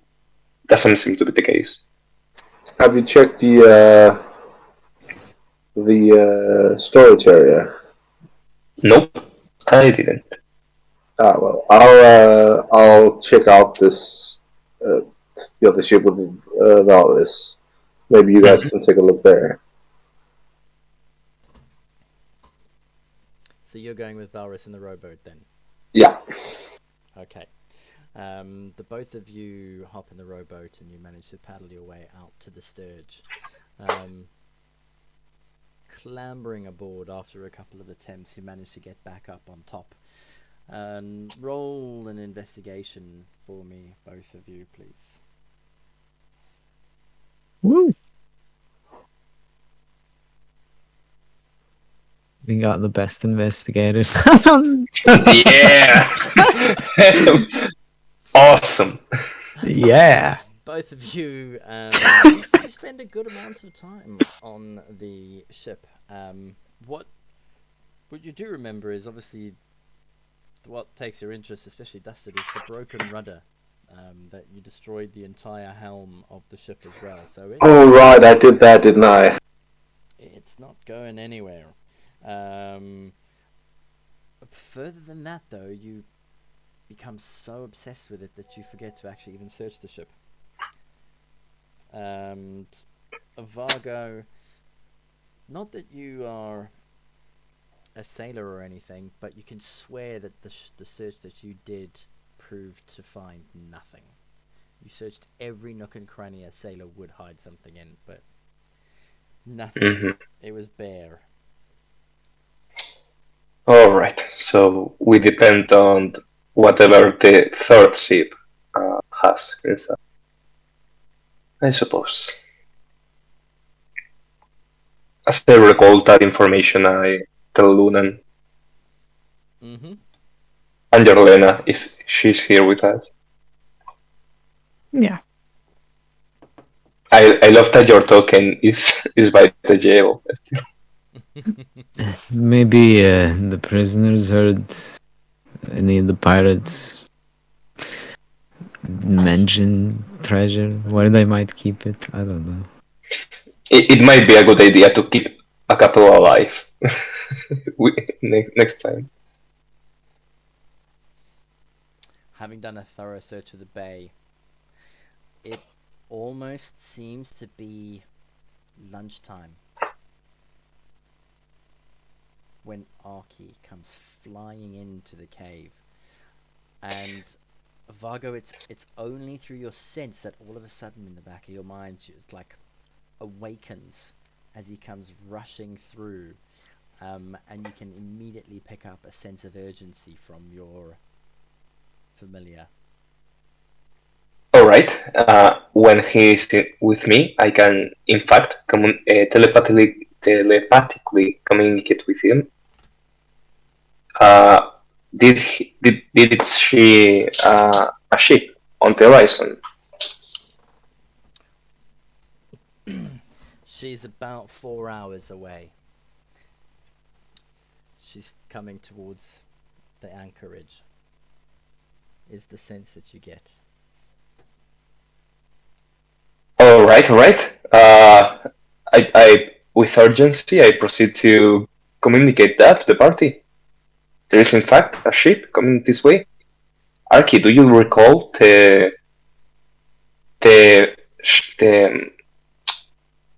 what's the word? The image that was on the sail? Before you even have a word to think, an image of a black flag with a red tooth flashes in your mind. I proceed to make a minor illusion of that flag and ask the two prisoners, was this the sail of that ship that took you? All right, This guys. is definitely the one. All right, guys. They're on his way. Come on. All right. When are they here? Yeah. You're not here. That's true. Oh, Uh, I will. Oh, in 4 hours. When are they here?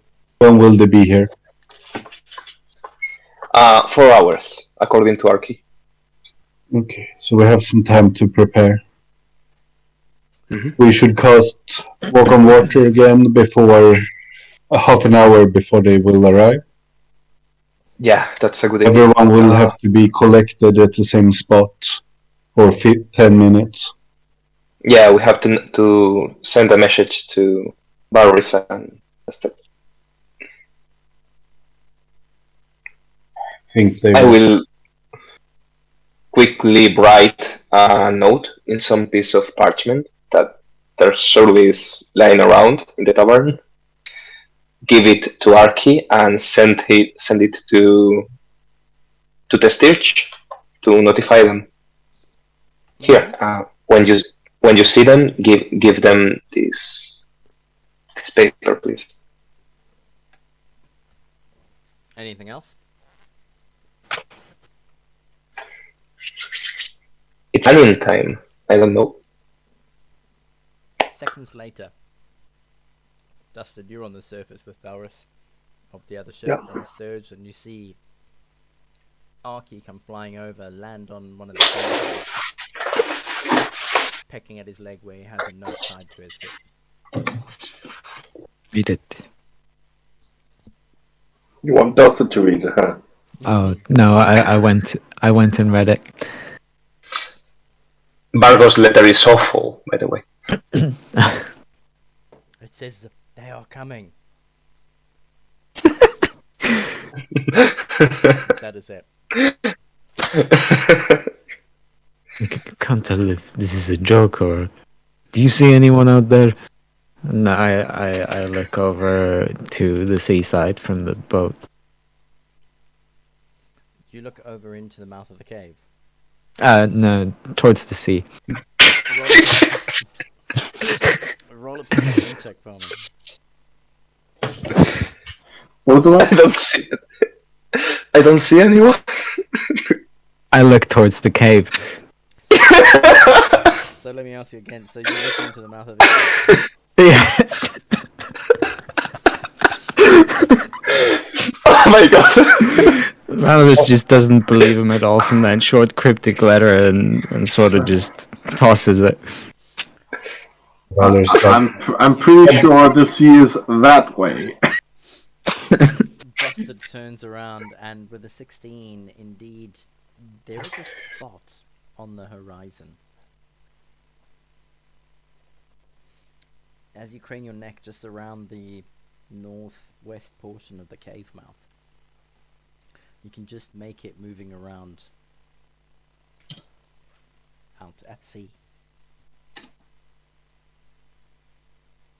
Well, so they'd finally show up. It's about time, too. Yeah. That reminds me, actually. Did you ever figure out how to use that cape of yours? No. And Dustin sort of like reaches it forward and hands it to Valus. I already have a cloak, though. Oh, well, Would I know how to use the cape, Mm. or how to use the dimension door on it? Yeah, well, Vargo already cast Identify on it. Yeah. Yeah, basically. it's just Duster that's incompetent. So, yeah. Yeah, I was just wondering if that's the case, can I attempt to explain it? All right. That's what I'm going to give you advantage because you've been wearing it this entire time. And good thing you did. You've been wearing this coat and marching around for the length of a long rest or more. As time has progressed, that smell of burning ash and sulfur has lessened. When it dawns on you, it is a new day.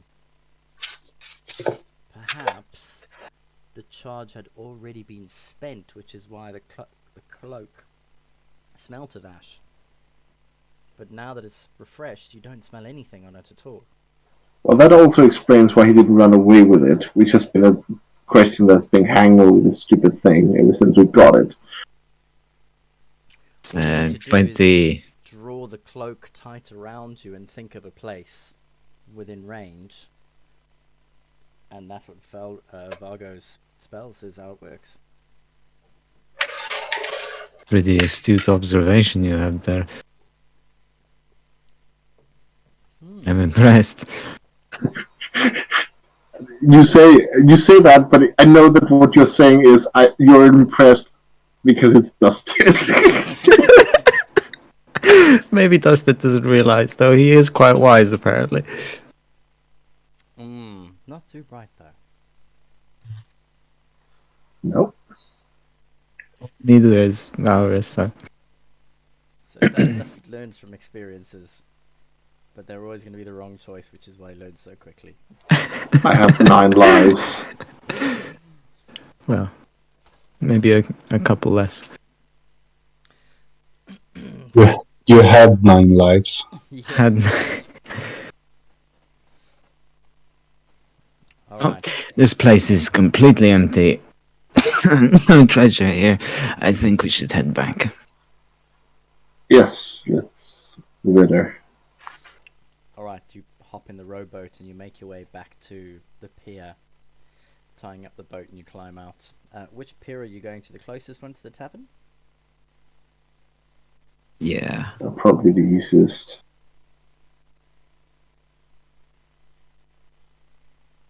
Alright.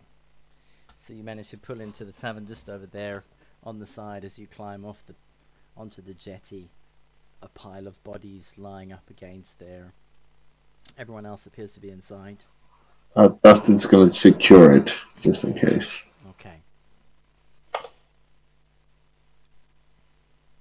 What are the rest of you up to?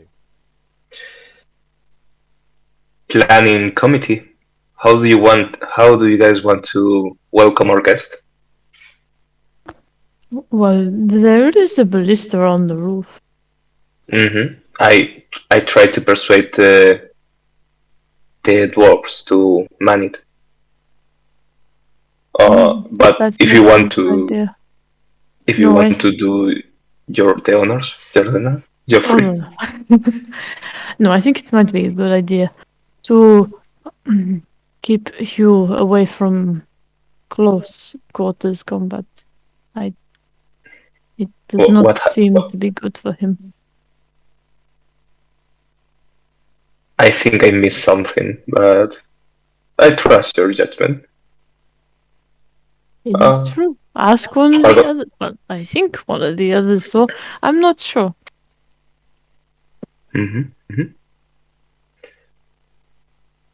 How do we lure the pirates into going into ground so we can attack them? I'm not sure we can, but They should come in here by default. The question is how close they will come. And if the fire was noticed by them, if the fact that the ship outside doesn't have any pirates on them, the fact that there is no pirate, those sort of things, standing waiting for them, we could all dress up as pirates.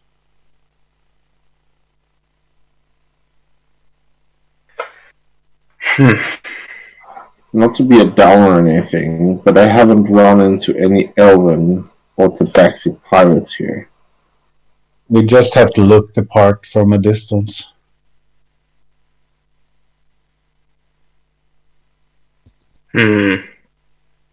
Will it be wiser to make it seem like there is normal activity in the cave, or that there is no activity at all?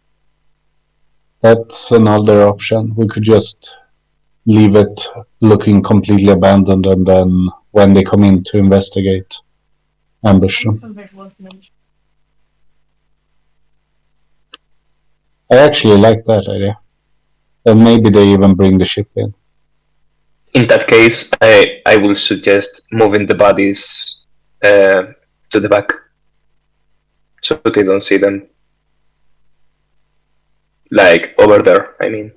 Yeah. Anybody has a better idea?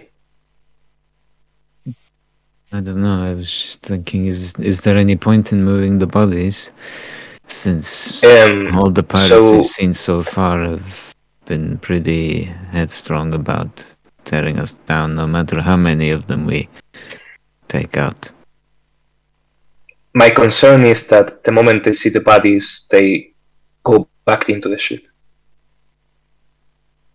If they are able to see the bodies, they're already too close. Then we have them. Well, to be fair, it doesn't hurt to take some precautions. We can cover all of them with stuff, I suppose. If we don't want to move them, don't know. We could cover them with dirt. That will probably take about the same amount of time as moving them.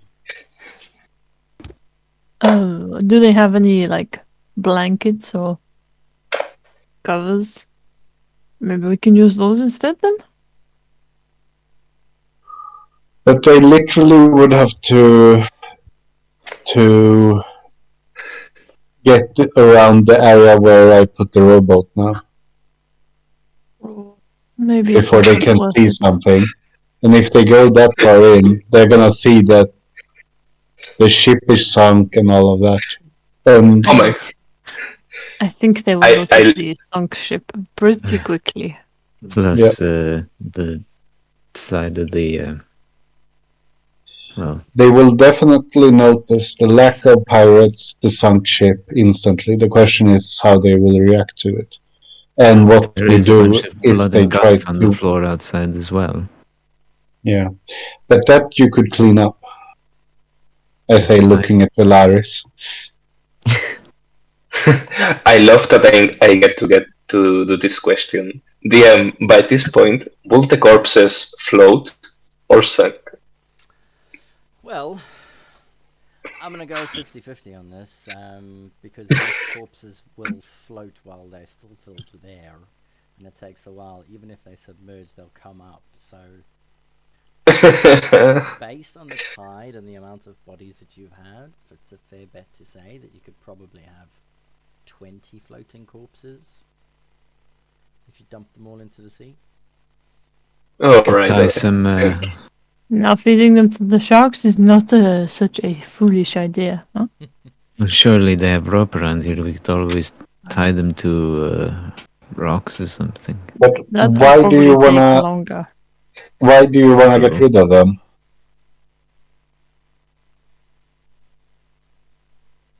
What will it gain us? In case the pirates that are coming on that ship are actually cautious. unlike the others we've seen. But They will be when cautious. but And they will when notice everything wrong. but they will already notice things wrong before they see the bodies. They will notice the broken ship and the lack of pirates. So if they're cautious, they will not come in before they can notice the bodies. And if they are not cautious and get in and notice the bodies, it's too late for them to turn the ship around and flee. It's not like you turn it around on a dime. I mean, seeing a bunch of dead bodies versus an empty cave, I would say one might invite you to investigate where everyone left. The other might make you think there's a dragon on the loose. The dead bodies might put the fear of God in them and make them all surrender when we tell them to. I don't think that's going to happen. I said might.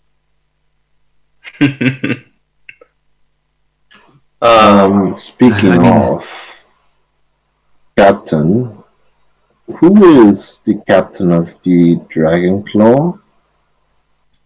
Oh, my friend, it is nice of you to include us in your discussion. You are going to be looking for Captain Elok Jaharon. And any idea what kind of person he is? Yes, he is a dark-skinned local. He is covered in jewelry, gold rings and necklaces. He is a cutthroat of the worst sense imaginable. I heard some of the sailors, the pirates, talking about him, and it is said that he was the first mate of the previous captain before he took his throat and made himself captain. sounds like he might cheer saying this. Yeah, Well, the other ones pretty much died and made him, the leader, I suppose.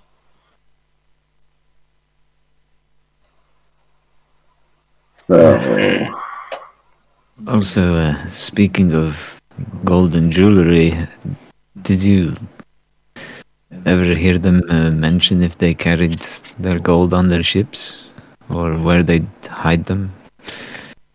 Because I swear we gave a very thorough sweep of the whole thing and we have found nothing.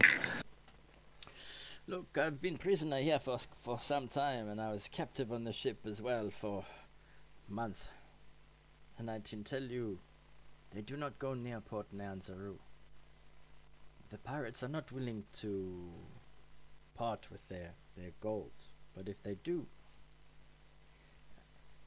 some of the crews have come back stripped of their jewelry.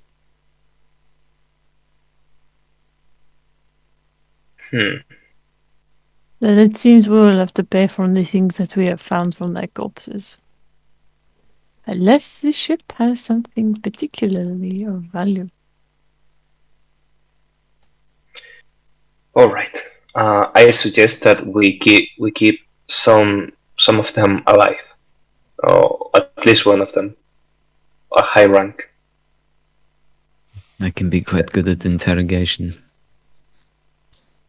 I believe you. Even have to speak to them.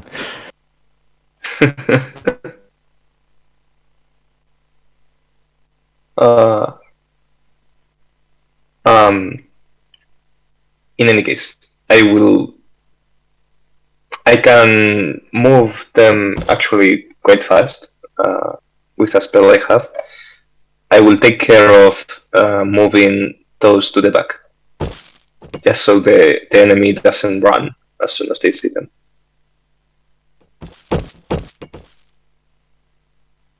I would like to ask the dwarves if they are okay with manning the ballista in preparation for an ambush. Hi laddie.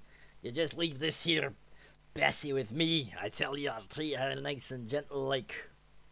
I think we've got this, Don't you worry, mate. Don't you worry.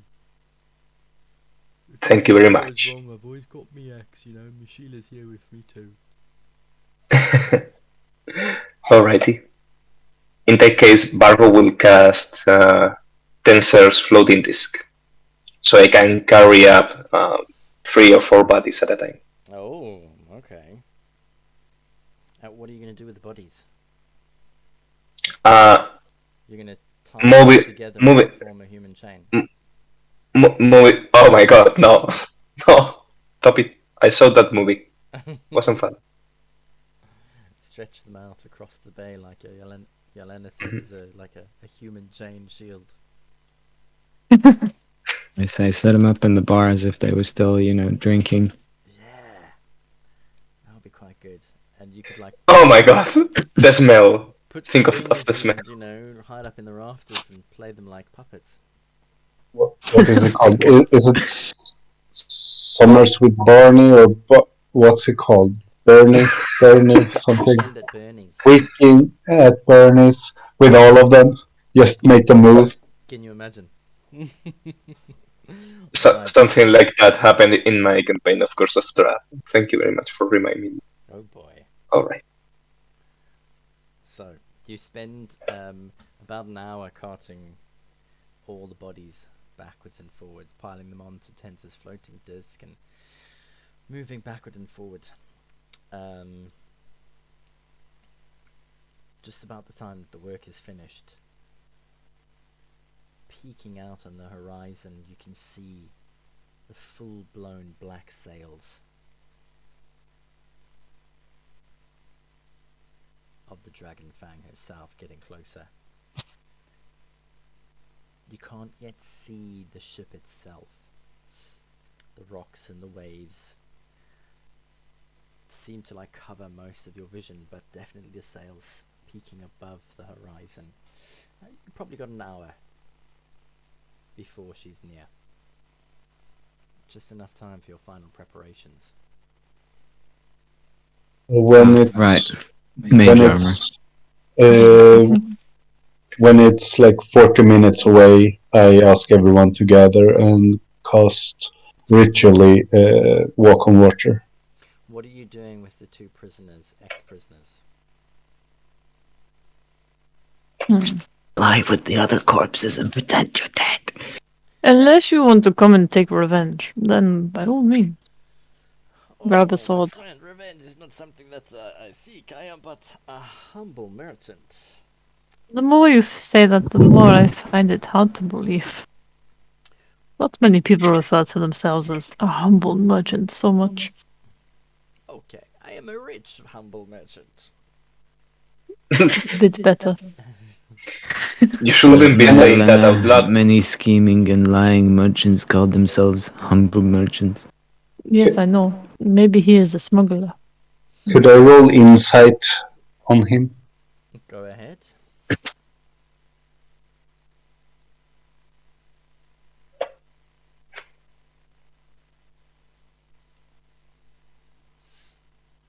Ooh, so close to 20.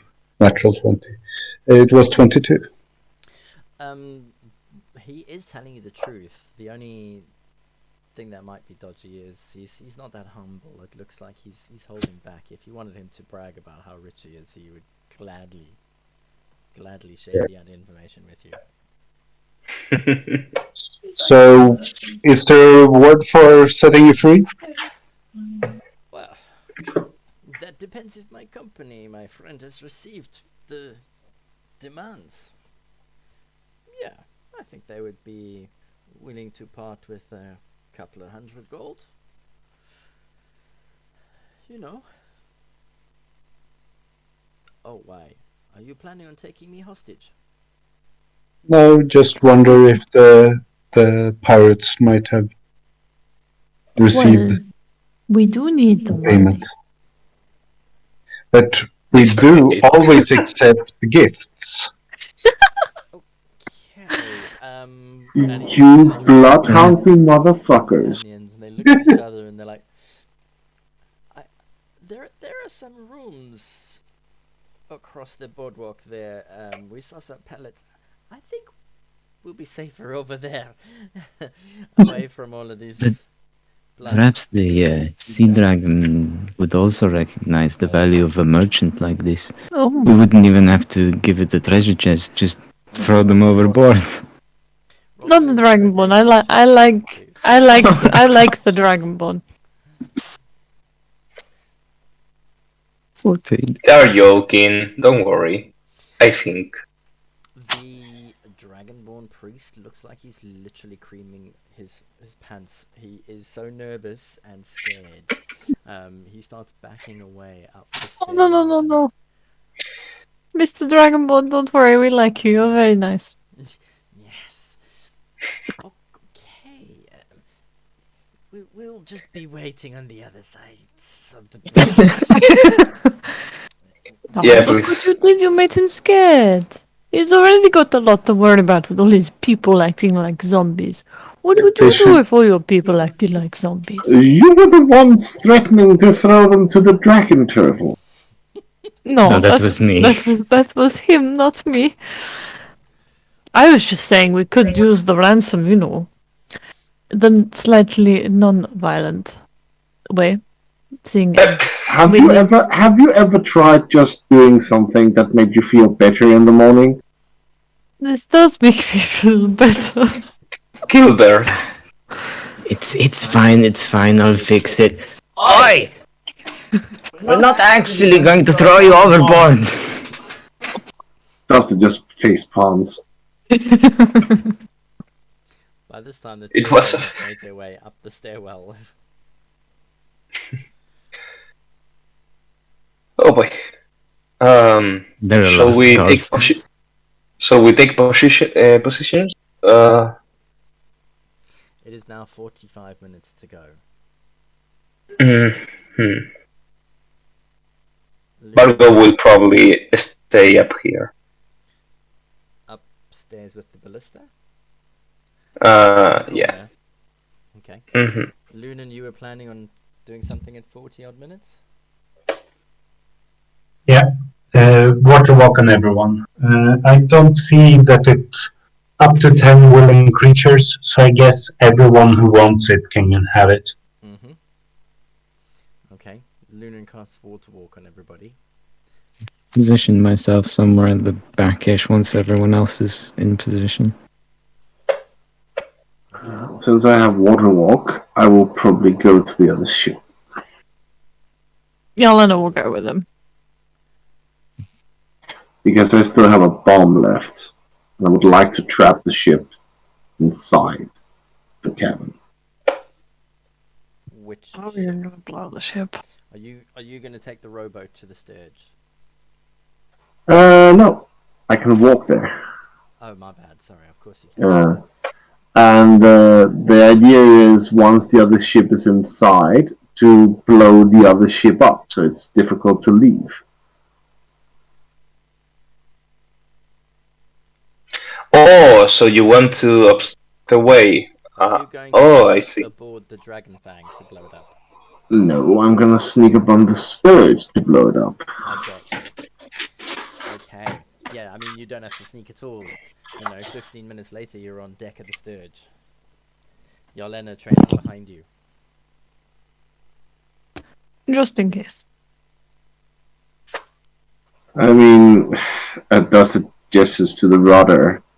After I forgot that I smashed that, it's unlikely we can use this to get out anyway. But please don't do anything until the pirates have landed. Well, isn't the rudder repairable? I don't know. Is it? I don't know either. He smashed the helm with his hammer. Yeah. Oh, okay, never mind. There's just a lot of wooden broken pieces on that deck.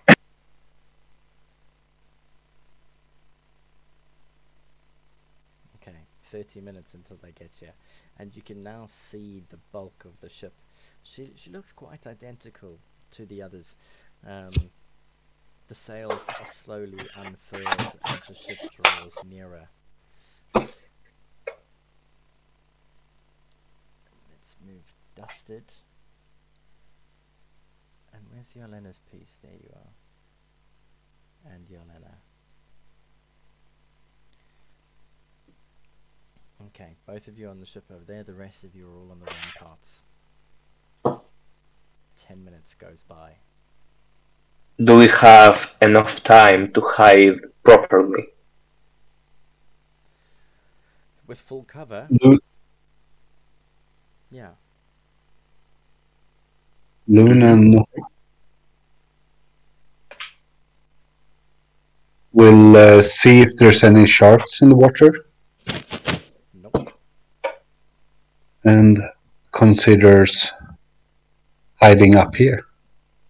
Okay. Ooh. Oh, up there. Okay. If Lunan is As I going don't that expect far. it to be expected. Oh, the sharks have come back. Oh, Nice. no, they've gone away. That was moved. Elena, you missed them already. Oh dear. Oh. Okay, so Lunan, you're up over there. Valrus, you're up over there. Dustin and Yolena, you're on the other ship. Vargo, you're in defense at the back with the two dwarves. Yeah? Mm-hmm. Okay. I assume that we are luring them inside the cave. Is that alright, everyone? Yeah. That's still the plan. At the moment, only the two dwarves can hear you, Vargo. No. Alright. You're already very far apart. As the ship draws closer with her sails furled. Unless you do some sort of sign signaling to me and Valaris. Yalena and Dusted, please roll a perception check for me. The bright afternoon sunlight shines down from above. The sun is directly above you as you both get a 14.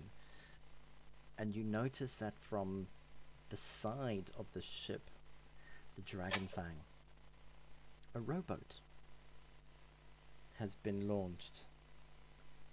It's currently empty, but it's trailing and it's moving slowly ever closer. It is about a half a mile away from your position, as all of a sudden the rest of you hear ding-a-ling-a-ling, a bell ring out from the Dragon Fang. Oh no, does this mean that we need to ring a bell back? Is there a bell here? And then he looks around on the ship.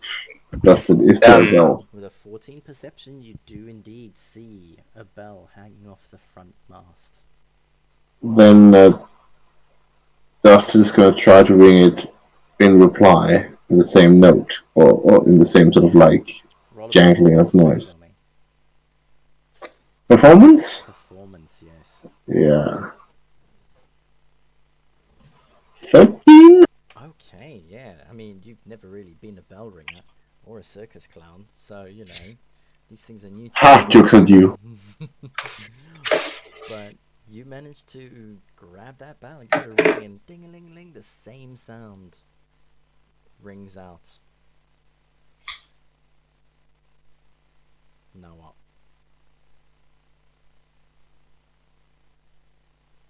what? Dustin's gonna move to the forecast wall and sort of give a gesture and try to blend in. I'm still a pirate. I still have a hat on. You do have a pirate hat on, yes. So sorry, you're going to the front part of the ship, and you're doing what? Just hailing them, like waving at them. Okay. Yelena? She's just gonna watch carefully. See if Dustin takes a ballista bolt to the face. Yeah. Wait. Oh, wait. Are the ballistas intact? They are actually. They're pointing out towards the sea. Oh, she's gonna get on one and try and I guess aim it at where the helm would be on the other ship. You know, it's like where the person steering it would be. Mm-hmm.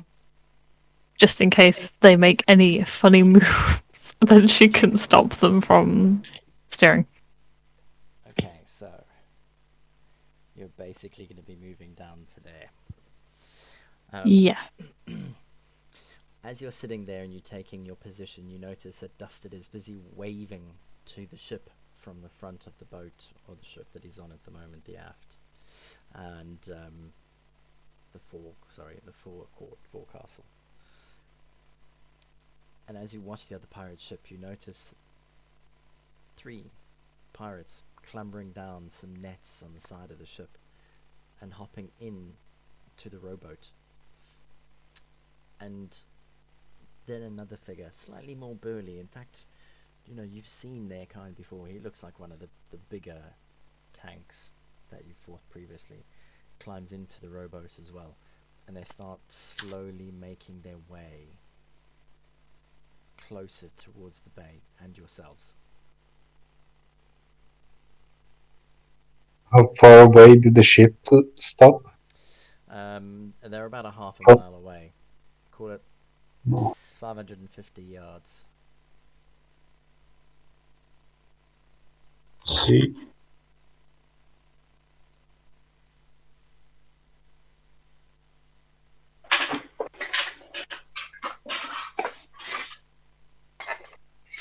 Hmm.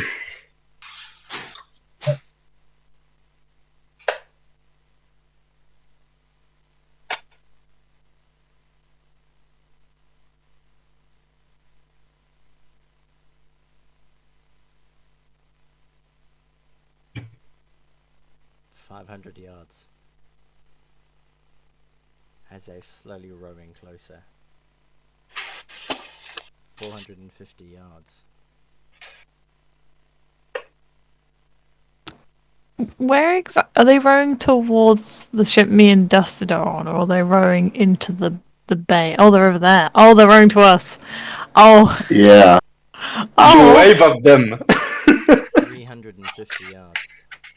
She's gonna look at Dusted at the other end of the ship and point and give a question point to the ballista and kind of a way that's like, do you want me to shoot them? Dusted is sort of trying to calm her, or calm Jelena, not telling her not to shoot. Because the ship is still out there. So we need it inside. So Dustin is sort of brainstorming quickly. What kind of excuse can he suddenly give for that the ship is missing some of its crew, and why there's a sunken ship within the fucking bay? Because they will be able to see that when they get here. 300. It was a really big party. She- Everyone's okay. passed out drunk. She runs over to Dusted and she says, "You know, you could say that everybody got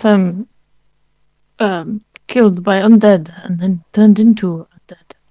They have been roaming around these Or parts. we could just tell that the 2 captains started fighting each other, and I that don't leaves know this. how believable that is versus the other. Well, I don't think it's that believable, but apparently even the what are they called, the first mates had trouble. I overheard one of them in the sunken ship being told by the captain that he needed to keep the men in check. So apparently there must have been some kind of thing bubbling up at the surface. So they will believe it maybe. 200 yards. Okay. Is the captain's body still downstairs? I think I need to look a bit more pirate. Yeah. Go. Yeah, she'll Yeah. run down and put on the coat and the hat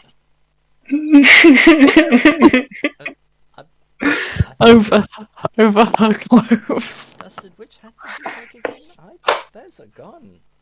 The hat is gone, but it's discarded at the Gnomish corpse because the Gnomish corpse is also down there. I took his hat instead, so the big flowy hat is still down there in the bottom of the ship. Yelena, I need you to roll a perception check for me then. as you head no. straight to the captain, not knowing what Dusted does on his own time.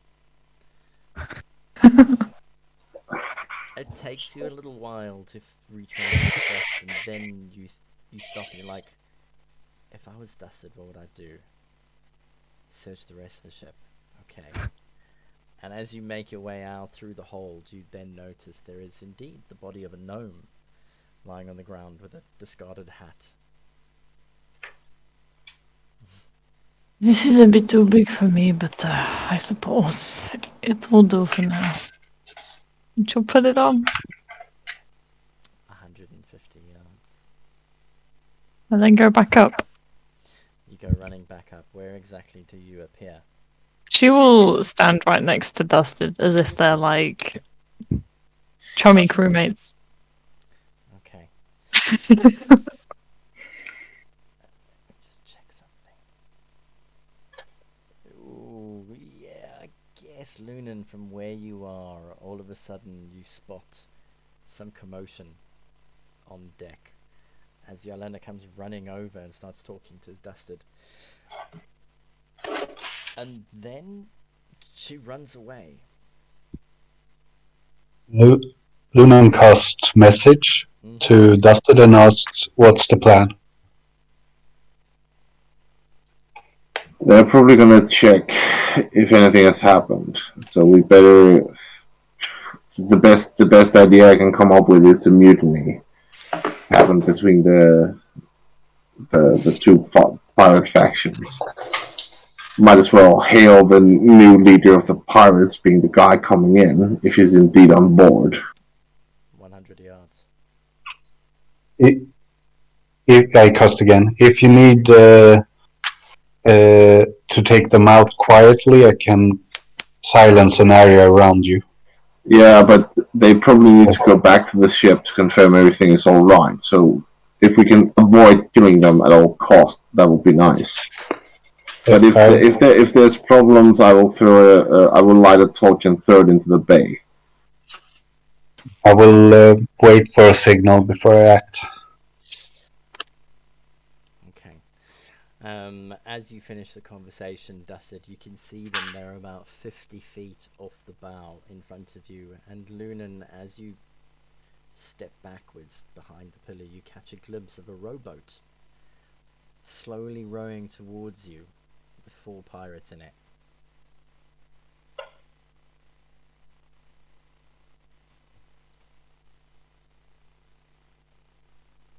Are you going to do anything? Luna will not do anything. He wants to see what happens. But if Busted acts and attacks them, he might, if they are not super obvious, try to hide it from the other boat by casting silence. But that is probably not gonna come up. We'll see. Okay. The rowboat slowly makes its way further forward, past the bow of the anchored ship. And when it gets to the area, the guys stop rowing. And Lunan, Dusted, and Yolanda, you can hear. You see? Told you something was strange up ahead. Look at that. She's blowing up. You better warn the captain. Alright. Hello? Hello? Hello. I'm very sorry that you had to come back to the base in this state. Two of the captains decided to fight each other and they blew up the ship and they fed people to sharks. Almost everybody is dead. Old Ruby Eye lost his mind. Started accusing everyone of mutiny. Started chopping off heads. Roll. It was terrible. I'm gonna say Yelena, roll a persuasion check with advantage. Because Dusted is helping you. Oh yeah. 21. At first, he looks up at you confused and perplexed.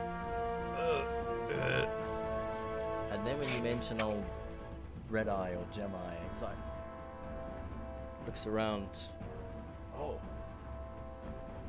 you heard it, boys? A mutiny? What kind of a mutiny? What are you talking about? What happened? It looks to dusted. Look, I don't know. Old Ruby Eye was starting throwing shit around. Started accusing old Fancy Pants downstairs of doing him in on some deals. And before long, half the crew was fighting each other while the big orc was cracking skulls. It was a mess. I miss my captain. She Look, just strokes the hat. yes. Like, yes. I like. Oh God, am I even gonna say this? Yes, I am. Well, he's not here anymore, and we have to find a new captain. So Elok has to do. He is the new captain of this place. That's how it's gonna be. Even if you miss the old sword. I know. Alright, well, boys, sounds like all Ulok is the master here. Let's go and deliver the good news. So, hang on. So what? There's nobody left. There's no one alive. Well, there's a few more inside, taking care of the bodies. Like, it was, for fuck's sake. When Ruby Eye had cut off like 5 heads, like everyone was afraid theirs was going to be next, ain't it? So even old Orky Boy could keep the heads calm, and everything started rolling.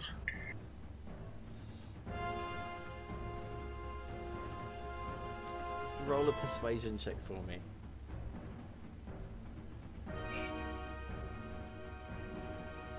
Oh no. Oh well.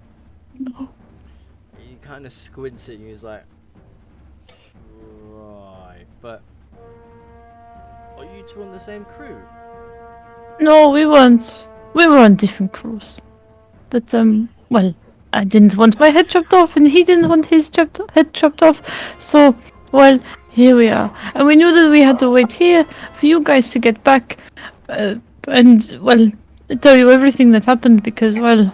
I mean, look at me, laddie. I'm a pretty little exotic thing, not necessarily a grizzled pirate. Oh, of course, I get your meaning.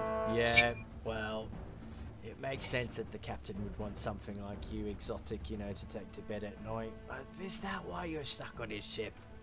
I see. So you. Yeah, well, we haven't been able to get back, but we could hear the screaming and the yelling. So, are you his missus or you not?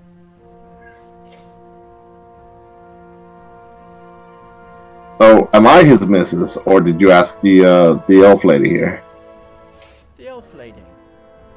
Because Yes. You're not on the crew, but you said that you was in different crews. So what's the crack? Well, I swam over here. I made friend with the sharks, and I swam over here. She's one of the mystic ladies. I mean, don't get too close because she sometimes even her powers scare me sometimes. Sorry, I didn't even call you a witch. Sorry. And does this pretend cowering Yes. You're one of them. witch. Okay. Do you know Mad Kalita? I can't say I do. I don't really. I'm a bit of a... Well, a lot of people call me a recluse for obvious reasons. And she just gestures to herself. Okay. Well, nice to meet you all. Come on, boys. Let's go tell old Captain Elok that he's now governor.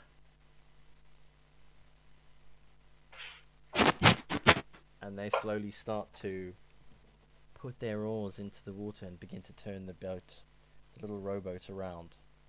Do they look like they believe us? Rolling insight check. Oh. You know, they are pirates. They've been at sea for a while.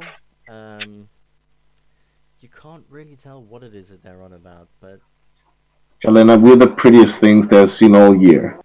Oh, well, all week, I guess. And it's probably very, very true. She just watches the boat go when it's out of range. She'll turn back around and say, I really hoped they'd believe us.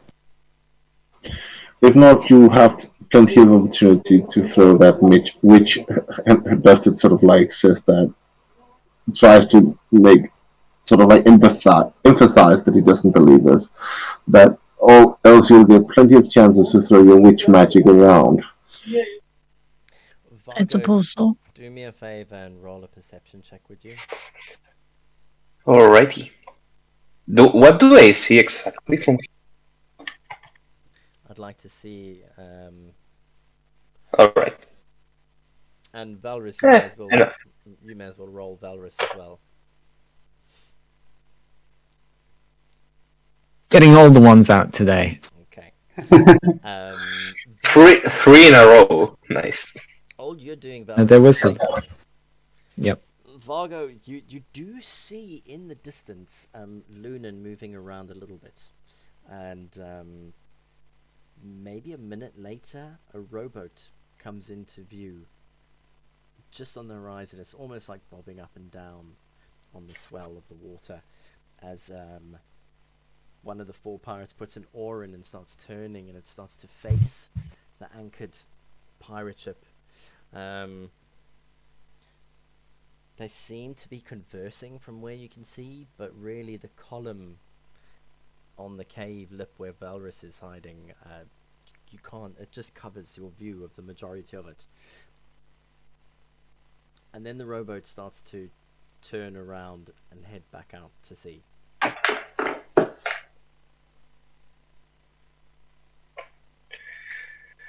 Oh boy. I start heading downstairs. Mm-hmm. But I will position myself a little bit hidden, like over there. Okay, so you're going to move out of the tavern and you're going to come further down over there. Yeah, I will tell the dwarves to attack only if any hostilities happen. Okay. How long? Okay, so you're just going to sit tight, yes? Mm-hmm. Alright. 15 minutes passes. The pirates make their way back to the main ship. They clamber on board. And there is a lot of hustle and bustle and then a bit of a cheer. Those of you close enough to hear. And then there's a movement and two more rowboats get put over the side of the ship. As Yelena and Dusted, really, you two can see a number of the pirates making their way down the rigging and into the rowing boats. And they look like they are heading towards the cave mouth.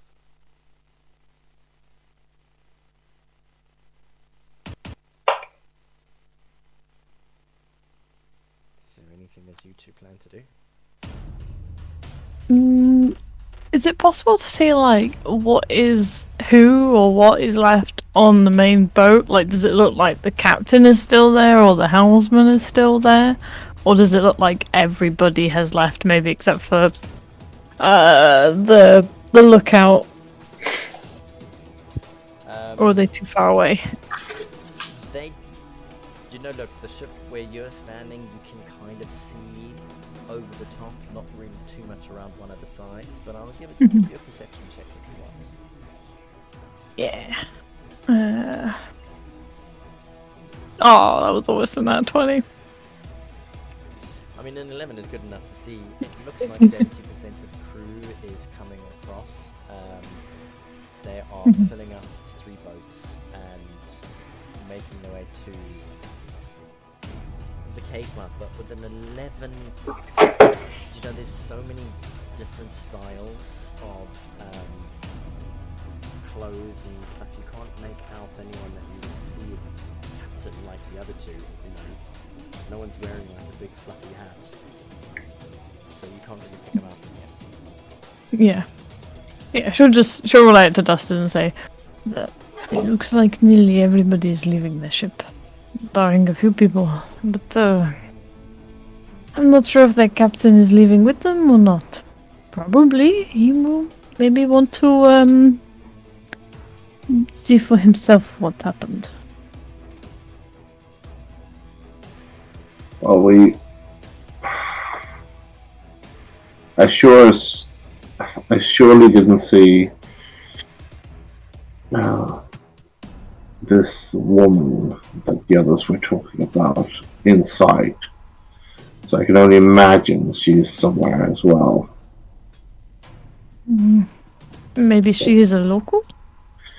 Well, whatever she is a magic user. If I can guess that you were like her, and they asked if you knew her, there's likely to be someone that we have to look out for. This is very true. As the ships come closer, they all appear quite laden. Vargo, from your angle, you can't actually see anything past the barricade until they come in between the 2 pillars. Lunan, you're stuck behind there, as are you, Valrus, so it's only really Dustin and Yolanda. You can see the pirate ships approaching, the rowboats.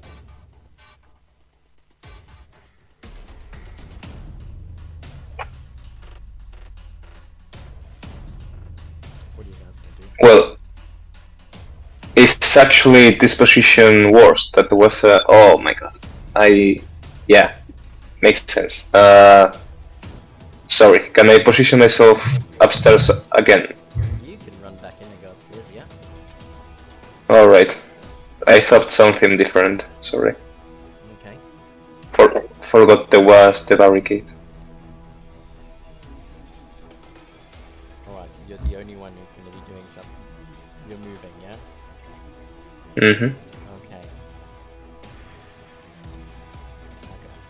Grabbing the right things. Alright, slowly but surely the pirate ship, the little pirate vessels make their way in through the passageway. And as they are rowing, they slowly take a look around. Lunan, you spot a rowboat full of pirates passing you, and then Valrus, you spot them as well. They seem to be heading for the piers. Position myself away from view slowly as I hear them coming. Okay.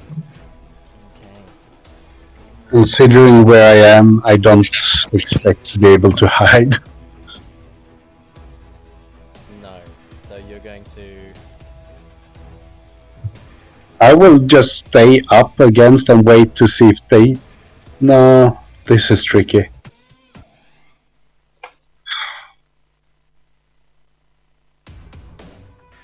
Lie down and pretend to be shark food.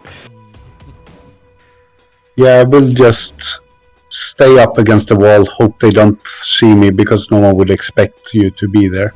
Okay, then roll a stealth check for me, please.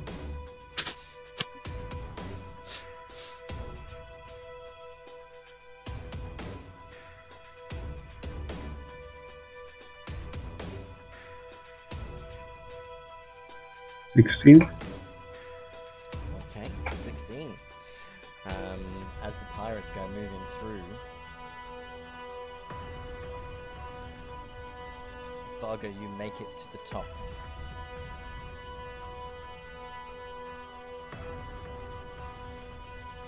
Anything you want to do? No, I'm waiting until they land, basically. Okay. These two go through over to there, and then this one moves up to here. As they slowly start disembarking, then that rowboat moves to there.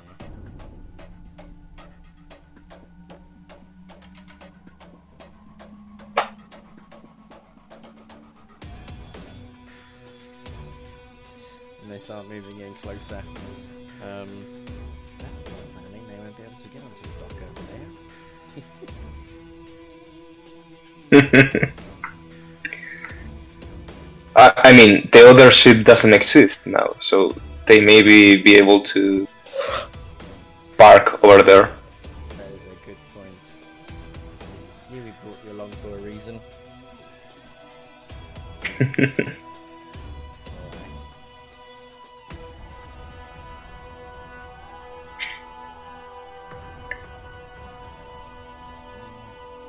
As they all slowly come moving in, Fargo, you watch them from the balcony.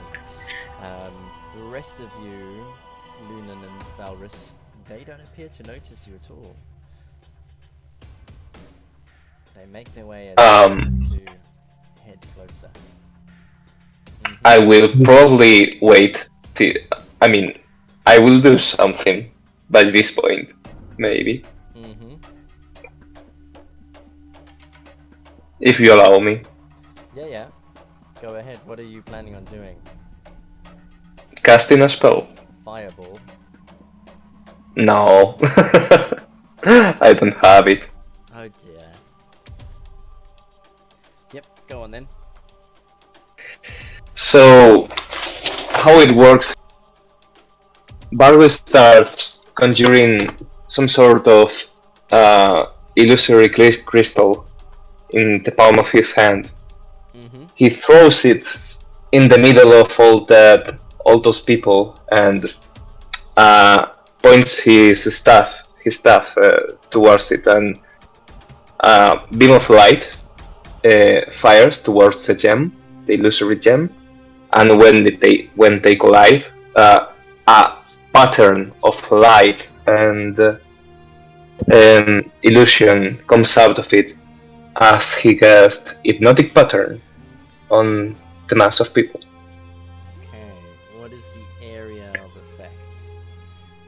I will pull it for you in just a second. There you have the description.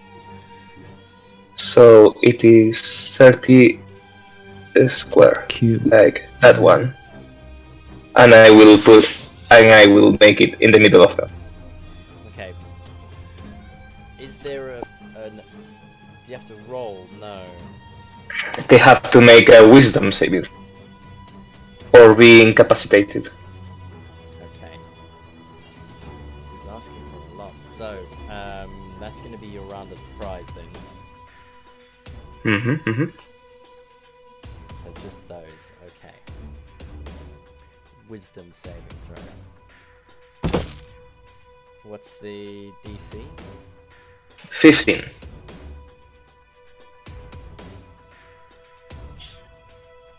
Oh, you can see the name that comes up afterwards. Okay.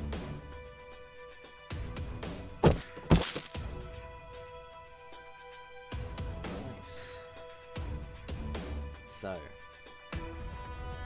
first mate Mad Kalita passes.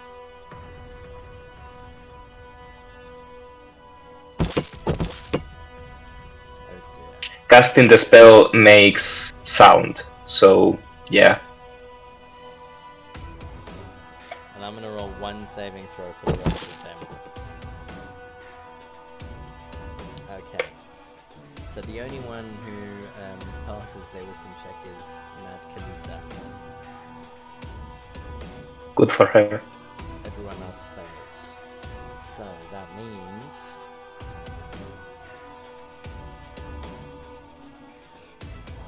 they become charmed for the duration. Incapacitated, actually. Let me see.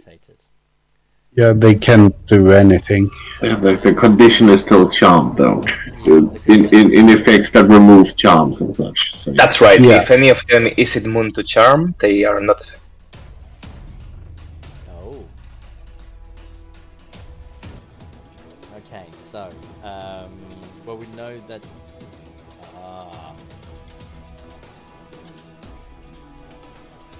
All right. If that is your turn, I think then we should probably go ahead and roll initiative. Yes.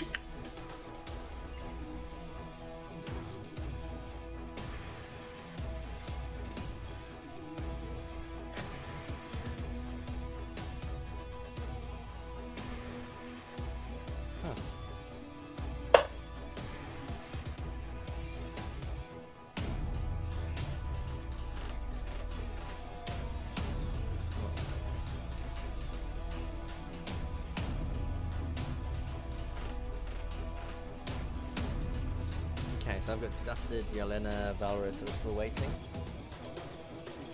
I mean, I can see Lunan's roll, but I cannot see him on the tracker. Oh. Yeah, I didn't pop up, but I got the 14. If you want, I can re-roll it, and then you can set it to 14 after. Yeah. It's probably easier to do that.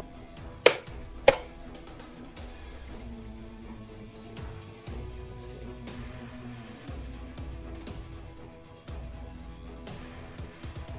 Okay, still nothing. I reconnect. So I've got Fargo, yeah, so we're just missing Lunan, aren't we?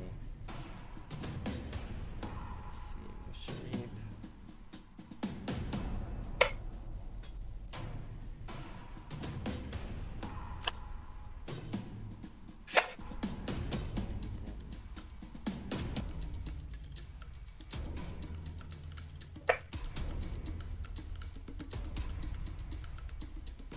Will it help?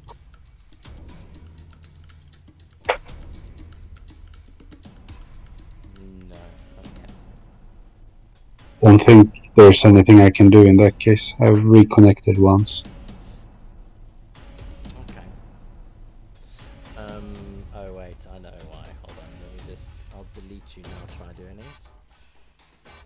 Because you're already on my master list. That makes sense.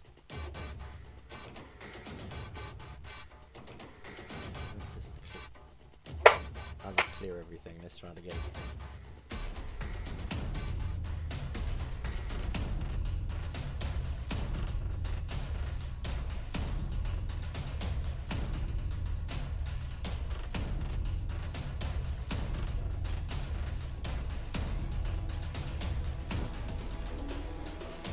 So we roll again and edit everything? Yeah, if you can edit yours and you wanna keep the other score after that. I don't think Alright. we have the right to edit it. Yeah, certainly not. I can do it. Alright. So Bargo was 24 at the end. Fargo was 24. I'm 22. That's busted. Dustin is 22. Yelena? You got I was 22? 11. My other roll was 11. 11. Lunan, so the original was 14. 14. Okay, that's not bad, also. My original was 6. Okay, at least ours is done 11. So, Survive, maybe. okay, which brings us then to Vargo, who will be at the top of the round. Makes sense. How do I make a signal? Casting the spell will have made. Nah, it wouldn't. Vargo will. Noisy, so yeah. And anyways, Barbo will fire a firebolt up to the sky like a flashlight. I don't know how to call them. A flare. A flare. That it can reach over there, or over there. I just want my party to see it, and I will scream, "Now or never!" Oh, basically. Okay. Anything else? Nope. I hope that's enough. Probably I will move. Nah, I will stay there. Okay. You've gone then, which means next up is Magdalena, and she was not affected, but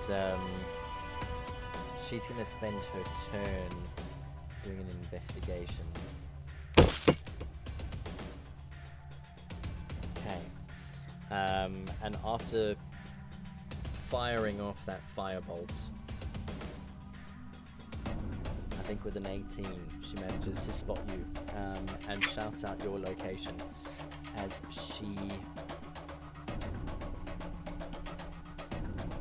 moves across to there and gets down on one knee with a hand crossbow in her hand. And that is her turn. Next up is Dusted Coal. No, but what about the ship?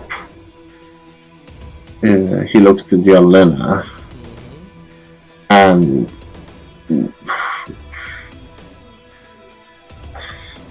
one of us has to go to the other ship, and someone has to help the others. Well, I can man the ballista from here. You're a lot more sneaky than I.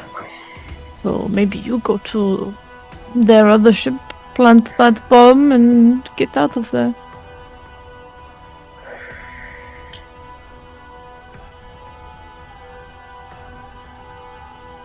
Yeah, perhaps. Can Dusted see the other ship? How far is it from here? It's a good 500 yards. Oh, just the range of the dimension, or how convenient. If you run max distance, 2 turns, you should be within range. Yeah, but I could also just dimension go out there before the fighting starts in earnest and they get worried.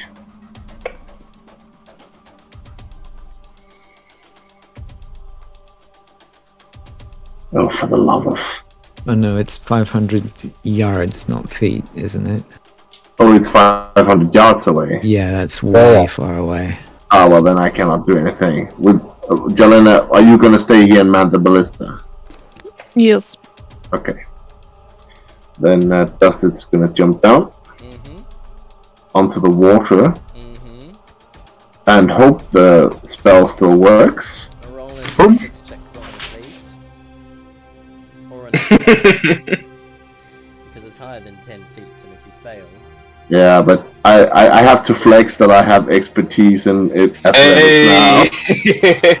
Well done. Congrats, man. So, with minimal effort, you manage to leap down onto the water with your magic water walking ability. And you put your head down and sprint out towards the ship.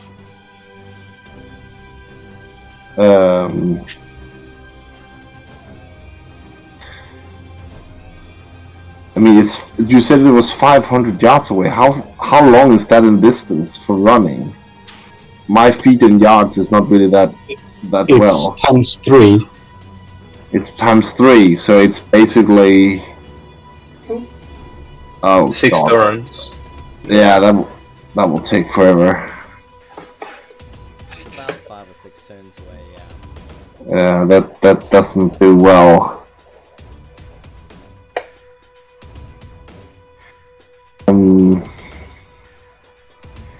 I would like to run here with my feline agility and dashing, which is 120 feet, and there's 110 feet to that location. Yeah. Using your entire action, you could get to that other rowboat, no problem. Yeah, that's... Oh, sorry, yeah?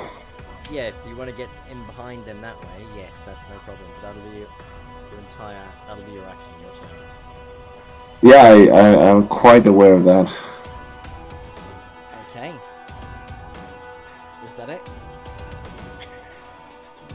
Yeah. Alright, in which case then next up is Musharif.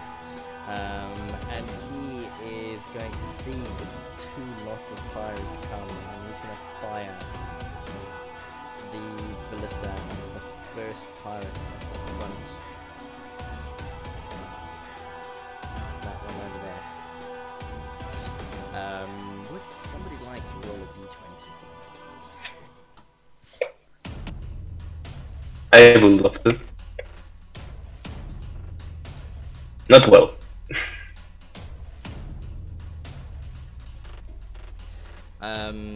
Yeah, +6, that is a 10, and this massive ballista comes flying out over the portion of the tavern, the corner of it, and then lands into the deck in front of the pirate. As he looks up, they're up there! They're up there! Lunan, your turn. I don't think there's much I can do spell-wise. So I will just run double distance. Get to... I have the ruler on. Here. Okay. That's my turn. Oh, you have an aura. What's that? Wait. Yeah, that's just so I know how far I can walk. Sorry. Oh, sorry. Yeah, I was so confused for a second. I can cast with my bonus action. Actually, I have a spiritual weapon that I can cast as a bonus action. So I will cast that at the top of the pier, but like up here. I believe that's within range. Range is 60 feet, yeah. So that's within range. Okay, done. And attack the guy in the front there. Oh, alright. Go ahead and roll for me.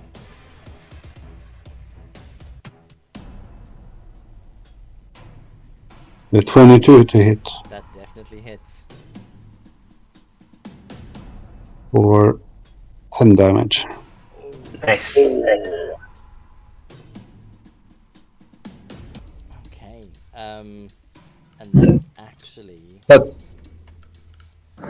with that swing and a hit, massive trauma as a spiritual weapon slams into him, crumples to the ground, twitching, and then dies on the spot. That's my turn. Alright, that brings us to Yelena. Right. She is gonna run. Oh, I can't. There's only ballistas at the back of the ship, isn't there? Yeah. Yeah. She's just gonna spend her turn dashing, and aiming if possible. Probably not. Just dashing to the back ballista and I guess maybe swiveling it around to aim at the pirates who have disembarked. No problem. Okay, so you're going to move. Get you into there, and you're going to take aim at the jetty. Yeah. Yeah. Okay. Right. In which case, then next up is the other pirate, who is going to. Dustin, as you reach the jetty, you notice that she casts a spell. She says something, waves her hand about, and then all of a sudden her skin, as you look at her, you notice she's half elven as well, and her half elven skin starts to just grow lumpy and bumpy and almost like a crustacean shell. Who was it? This woman? Yeah, Yeah. that woman over there. And then she's going to move.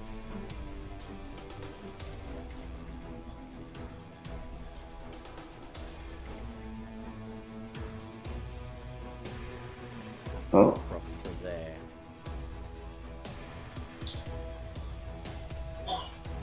That is her turn, which brings us to Valrus.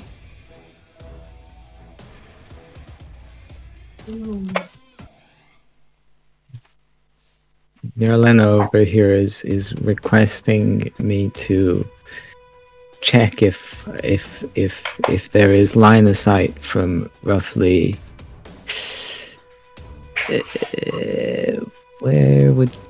how do I point from there to this group, the big group that's been over there. So from where you are, you can see the two front guys on the jetty. The very first two. From where you are standing at the moment. The jetty. Yeah, so... The gangplank area. Those two. Okay. Yeah, you can just see them. You could step out and you could probably see the rest of them. Okay. In that case, I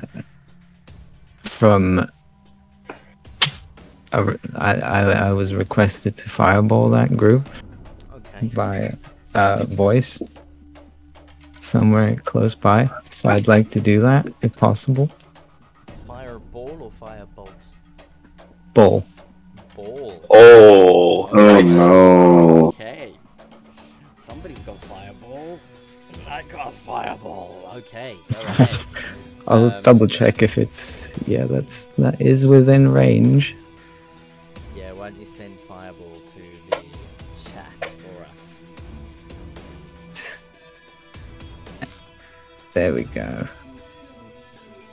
So it's a 20-foot Yes. circle. Jesus. Well, that'll get them all. Right. Yeah. I believe the good thing about what Vargo did is that they are incapacitated, which I think means they fail dex saving throws. I'm afraid they don't. They have to be unconscious for that. No, The only you thing- said incapacitated. Yeah, but incapacitated only makes it so they cannot take actions or reactions. The one that they fail dexterity saving throws automatically is unconscious. No. I did double check. Oh wait, where did I see that? An Oh, incapacitated creature cannot take actions or reactions. Yep, you're That's right. about Okay, it. that's fine. That's fine enough. But they'll get disadvantage from me. I'll probably... Okay, so it's a dexterity saving throw. Yeah? I looked it up and I think I read the wrong paragraph. It's paralyzed that would fail. Yeah. Right, so the first group, that is a 3. They fail.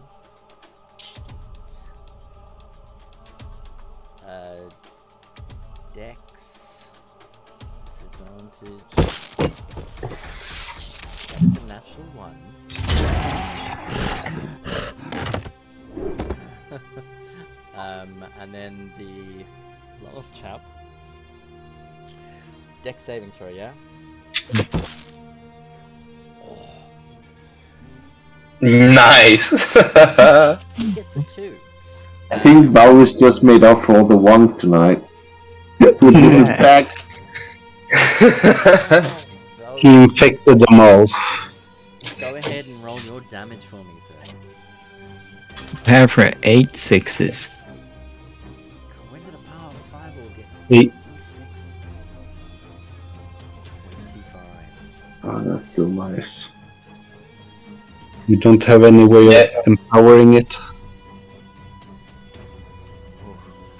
Exchanging wands. Because you got 4 wands. Yep. I don't think I do. Because that's for necrotic damage only. But I think there's what's it called, sorcery stuff. Yeah, I don't have that. Okay. Roll a d20 for me, please, Valrus. Jesus. D20. Yay. Death is the best condition. 14. Okay. The fireball explodes on the jetty, and before the screams reach your ears, the bodies of the dead inside have already turned into human candles as they just crumble into piles of ash, really. Everyone save for 2 on the jetty manage to still stand as the other 2 both start rolling around on the ground. Hold on, it's 25 damage.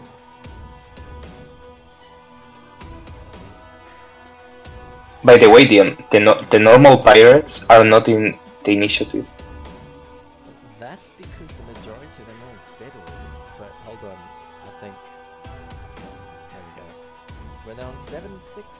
They were behind. I think there was 6. It's a 6 or 5, yeah. Put them on 5. Yeah. There you go. And they're back on. But standing almost unscathed at the back of the pier is who you assume to be the captain of the Dragon Fang. Oh, wow. Is that your turn, Valrus?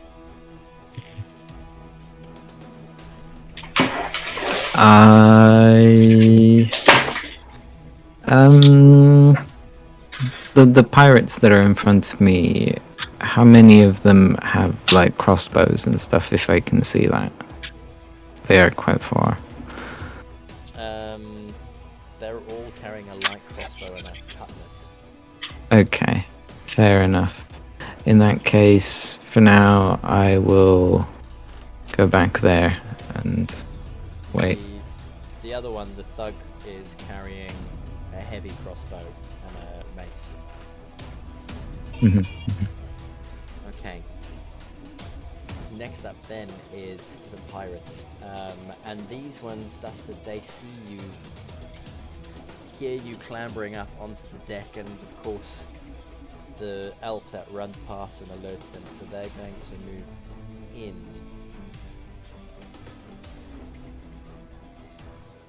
And attack you. Ah, yes. Okay. Time to dance. Each of them get 1 attack, and they're going to use a cutlass.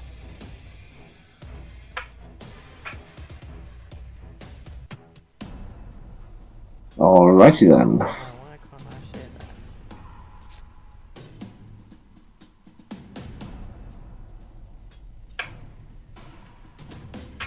that? Not sure. Oh, okay. So the first one's a 3. It's a miss. Or 6 again. They need 19 or 20 to hit. Oh, you. that beats. That just beats. Yes. Okay. And the third one gets an 8. Okay, so Yes. that is going to be 7 points of damage.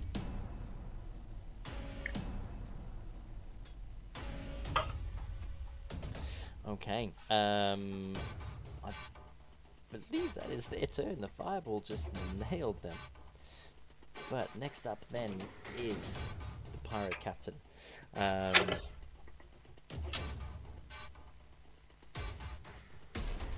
Fargo, roll a perception check for me. He's no longer incapacitated, by the way.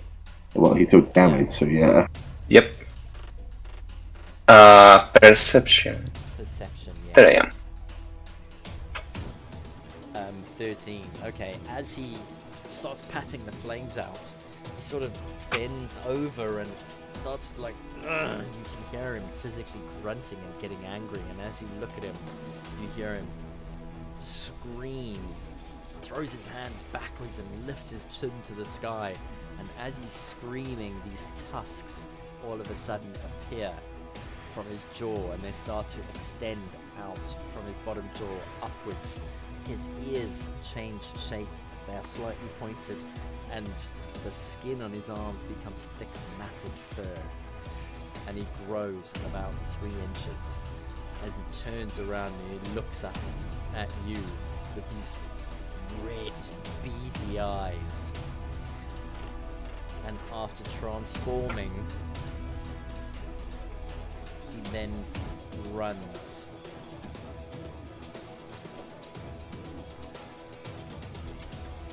Oh boy.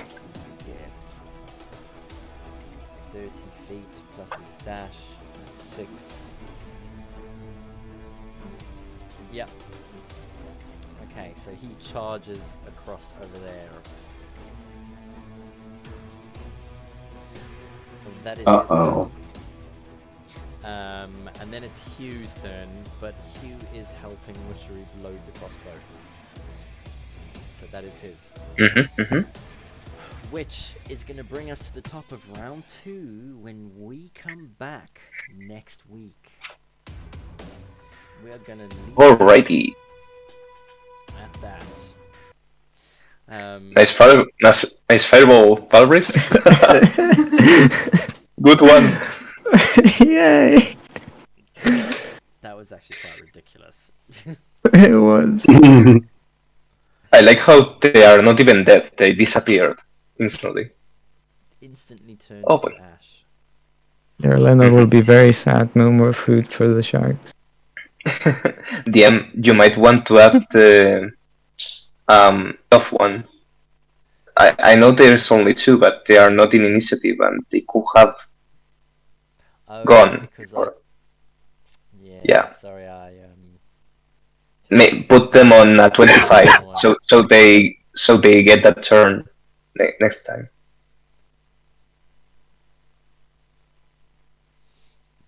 Alright, so we'll start with the...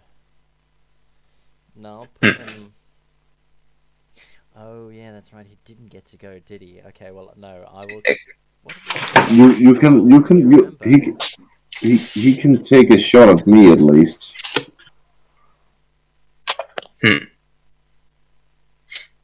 And the pirates had an initiative of that's the wisdom check. Never mind. A 16. Dusted, does a 16 hit you? No. Okay, so the pirate thugs. They were on the bottom, were they? Where were they?